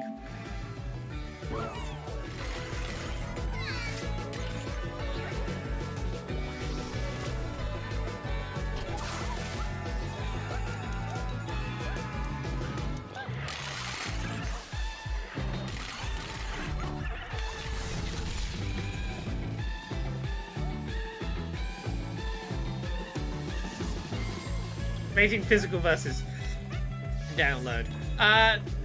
Yeah, not too big, but you know, sizable for a platformer of this length.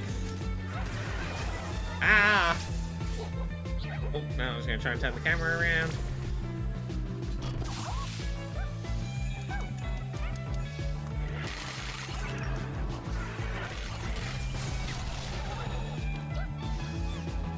Ah, fuck. Let go of that button way too soon. My hand just stopped doing. Love when my hands just stop obeying.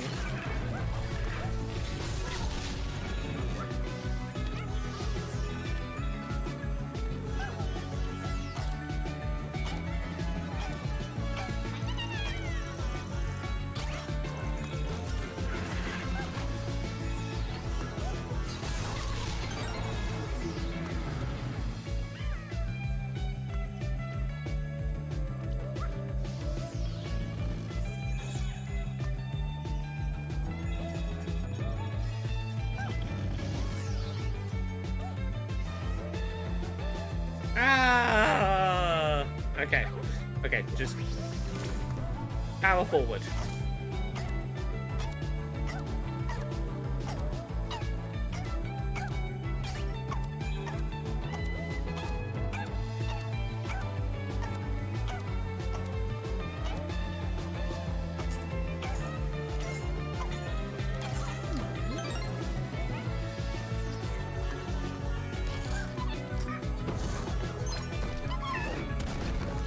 There we go, find a puzzle piece. That's the main one I needed, was the puzzle pieces. As much as I want all the bots, I can skip getting all the bots if I'm just trying to show off the cosmetic store.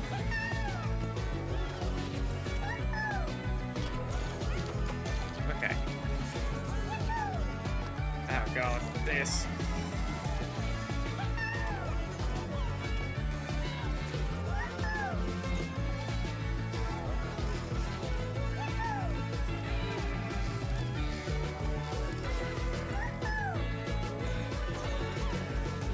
Tara, I'm so happy for you.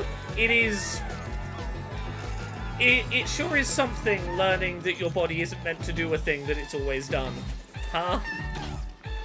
Isn't that an experience when it happens?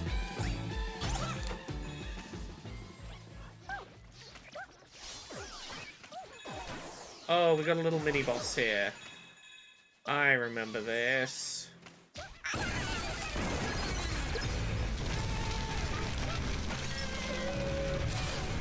I say mini-boss. Honestly, kind of a Shadow of the Colossus we got here.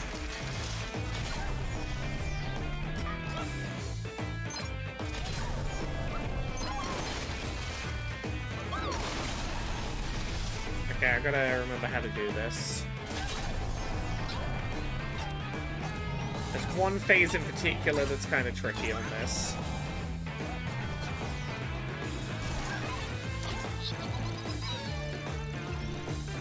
Is this phase coming up here?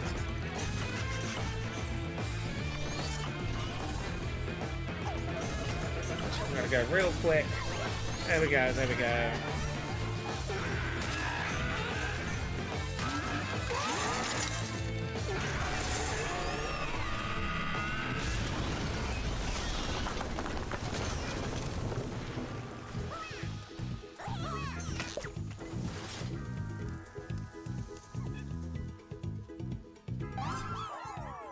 I got all the bots and the secret exit. I believe is down here.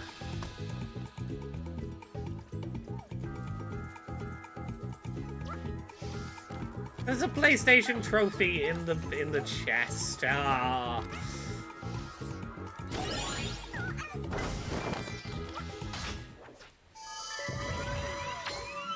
We'll see how many puzzle pieces are in this hidden level. If it's 3, we'll do this one. If it's less than that, we'll do one in the main galaxy.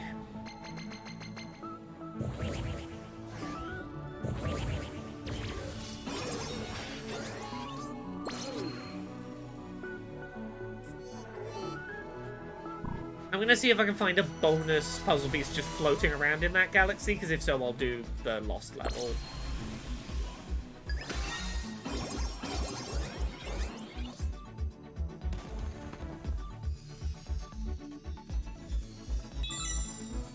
Oh, these.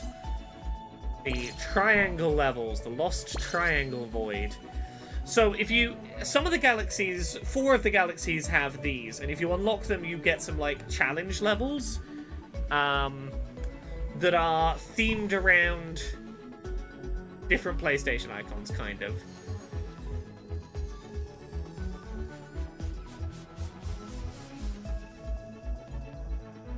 I'm gonna hang around for a second, see if I get just random puzzle piece floating about space.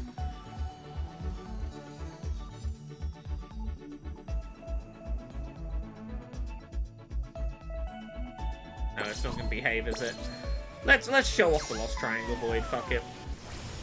So this is gonna give us a couple of other bonus levels popping up in this galaxy.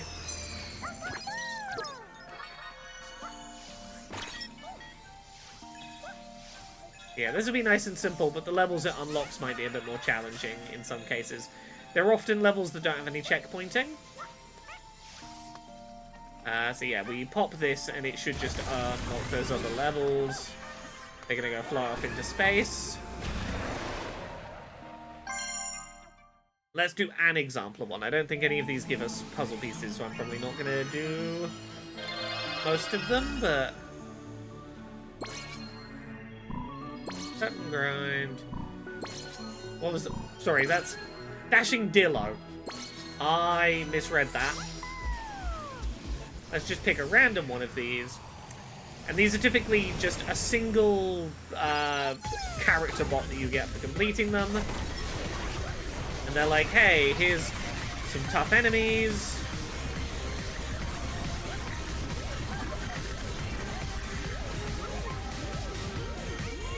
And a sort of challenging, grinding level where we're having to avoid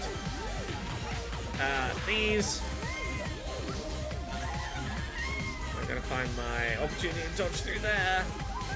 That was the first one. Not too challenging, but you can see how they're a bit of a change of pace.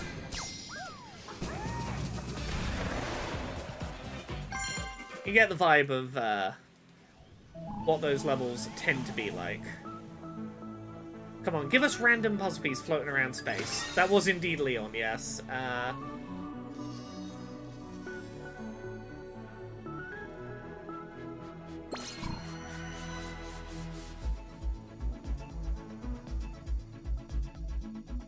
Come on, random puzzle piece floating about in space.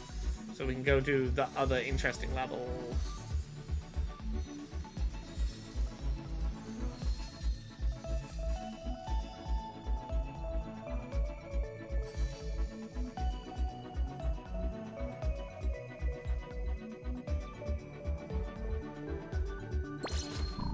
Okay, fine. Do we do the cheese level? Let's go do the cheese level. This is going to be the last level we do. We'll go do the cheese level.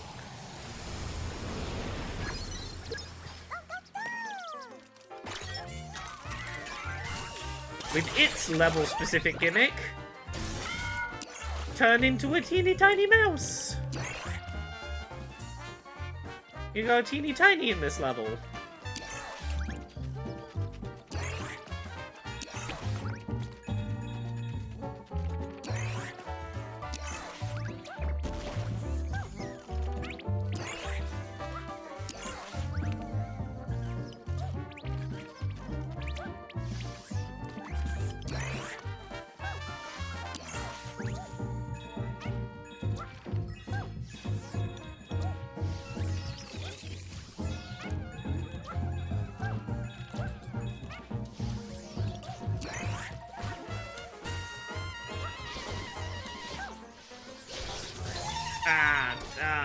Darn it. Stupid electrical worms.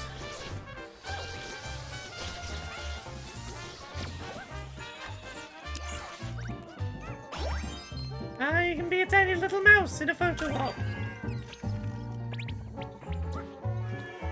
Adorable.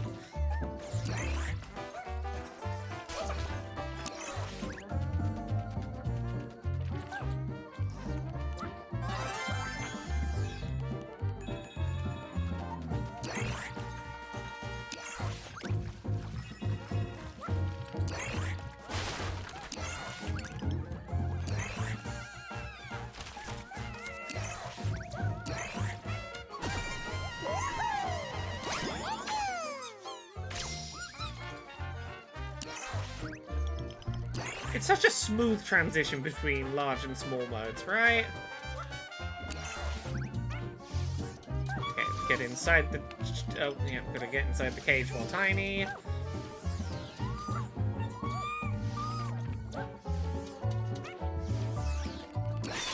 And then get big to break you out.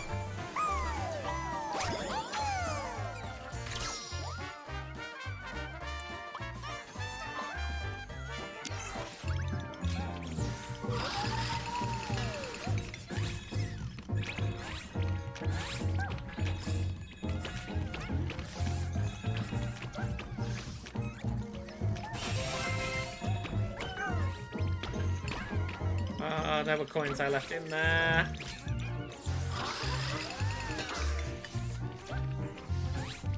Didn't auto-collect them, did I?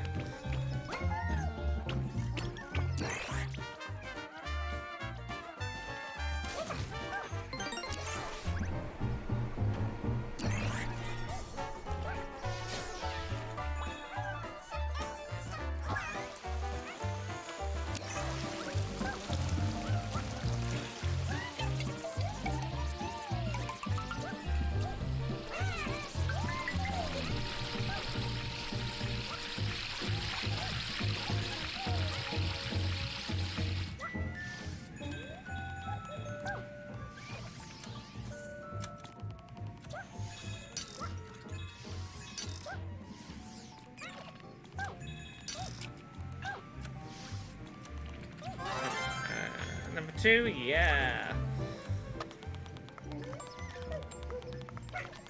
And there's so many coins under the bed, haha!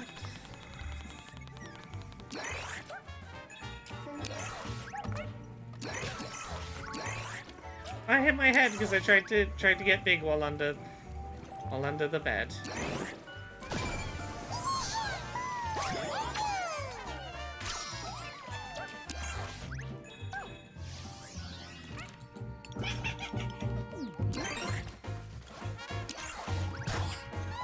Nope, that's on me.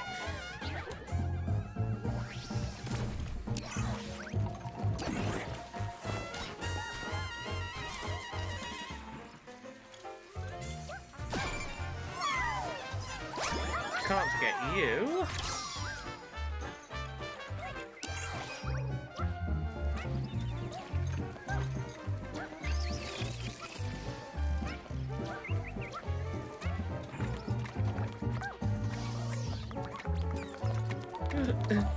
It's the Katamari! Sorry, the principal Cosmoth. Who rolls the Katamari.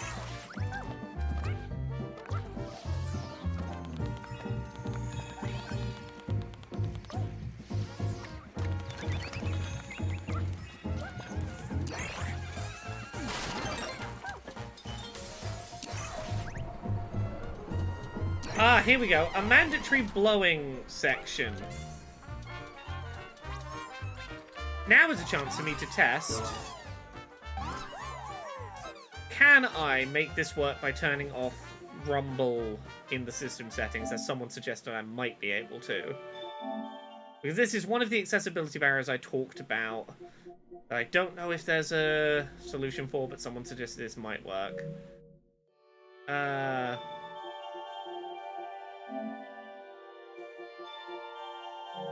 I don't think you can change controller rumble from here. Can you in accessibility? Controllers.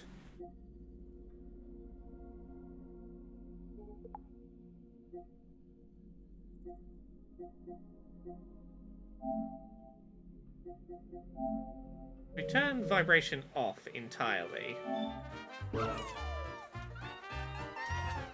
No, this is not autocomplete.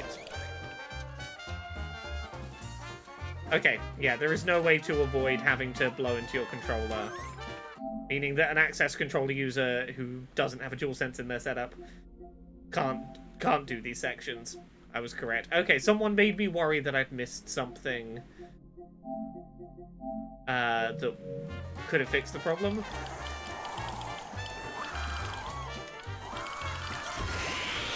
Nope, you just gotta do a long breath into the controller.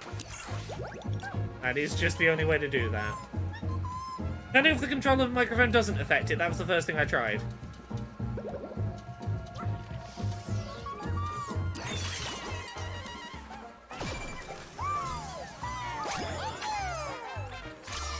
Yeah, regardless of whether your mic is turned on or off, that works. And there is no other way to activate these.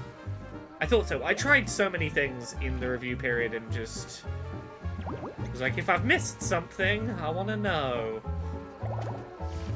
Oh. Okay, we found... Oh, but we haven't found all the puzzle pieces.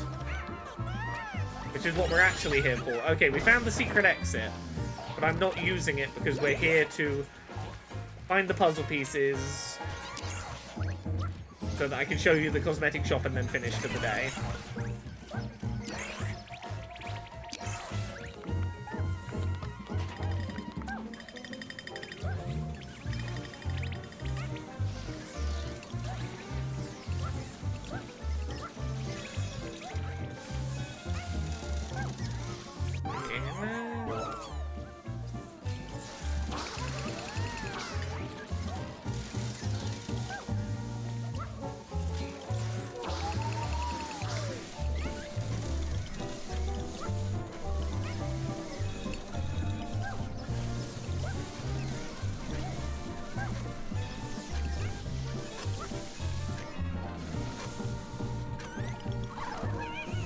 Oh, controller. Oh no. Power.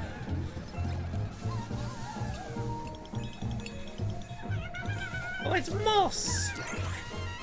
A little mouse from Moss.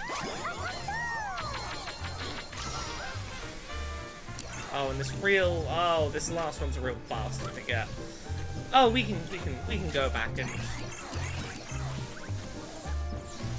get the secret exit to end this anyway. I need to wait for the second hand to come around and ride it up to there.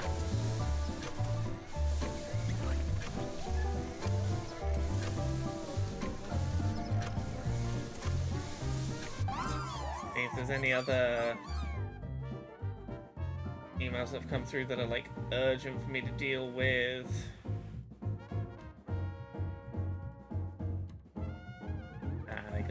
They can wait a few more minutes.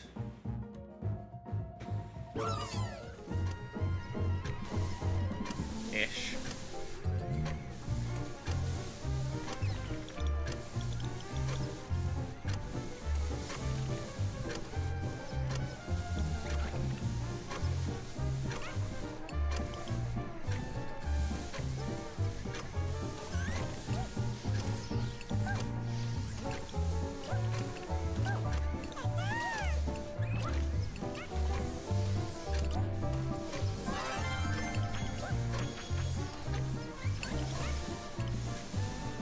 Sprint all the way back down.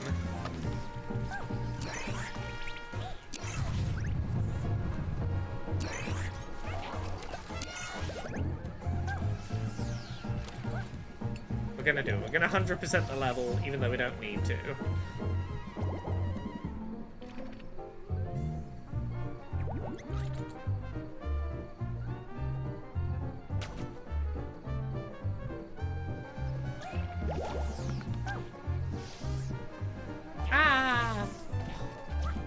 Come on.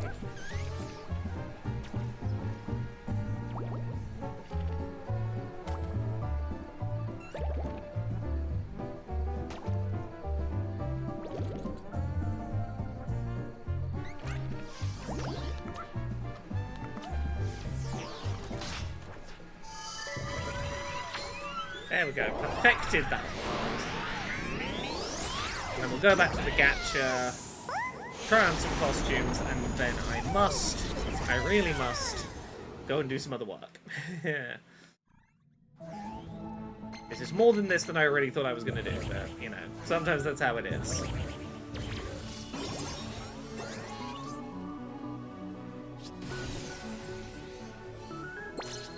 There should be exactly enough to unlock the outfit shop.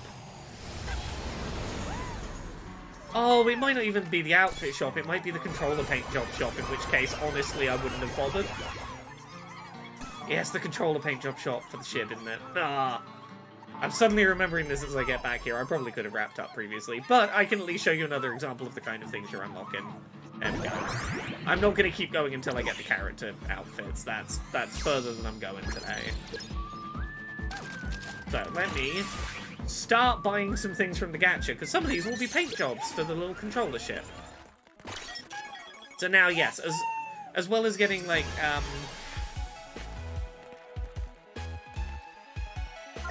I might have to go into the paint job shop once for it to work. Because I want to show you there's stuff other than just, like, these things for the characters. Let's go in.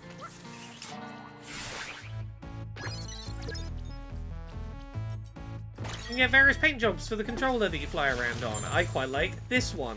And then you can unlock more of them at the gacha. There's even more things to have coins to spend on now. I was hoping to play dress up with Astro, but that's one more, one bit further. Let's see what we unlock. The gacha is guaranteed to not give you duplicates. Very, very, very rarely will it give you a soda can that's like a nothing. But you can see in this whole vending machine, there's like one. Okay, sorry, two. In amongst all of these. They are very infrequent, and they don't get more frequent as you go or anything. If anything, they get less frequent. You are guaranteed to basically get new stuff, unless you can see a single can in there and go, ah, fuck.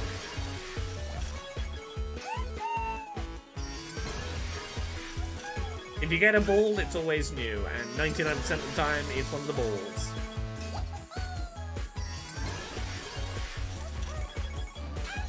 Yeah, there you go. There's a new paint job for the controller.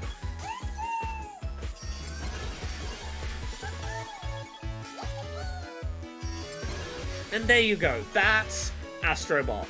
I'm going to leave playing it here because I have other work to do today and I need to do today's other work.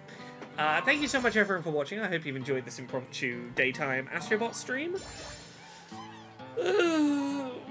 I'll be back tomorrow with some Dragon Age. Have a good rest of your day, everyone. Goodbye.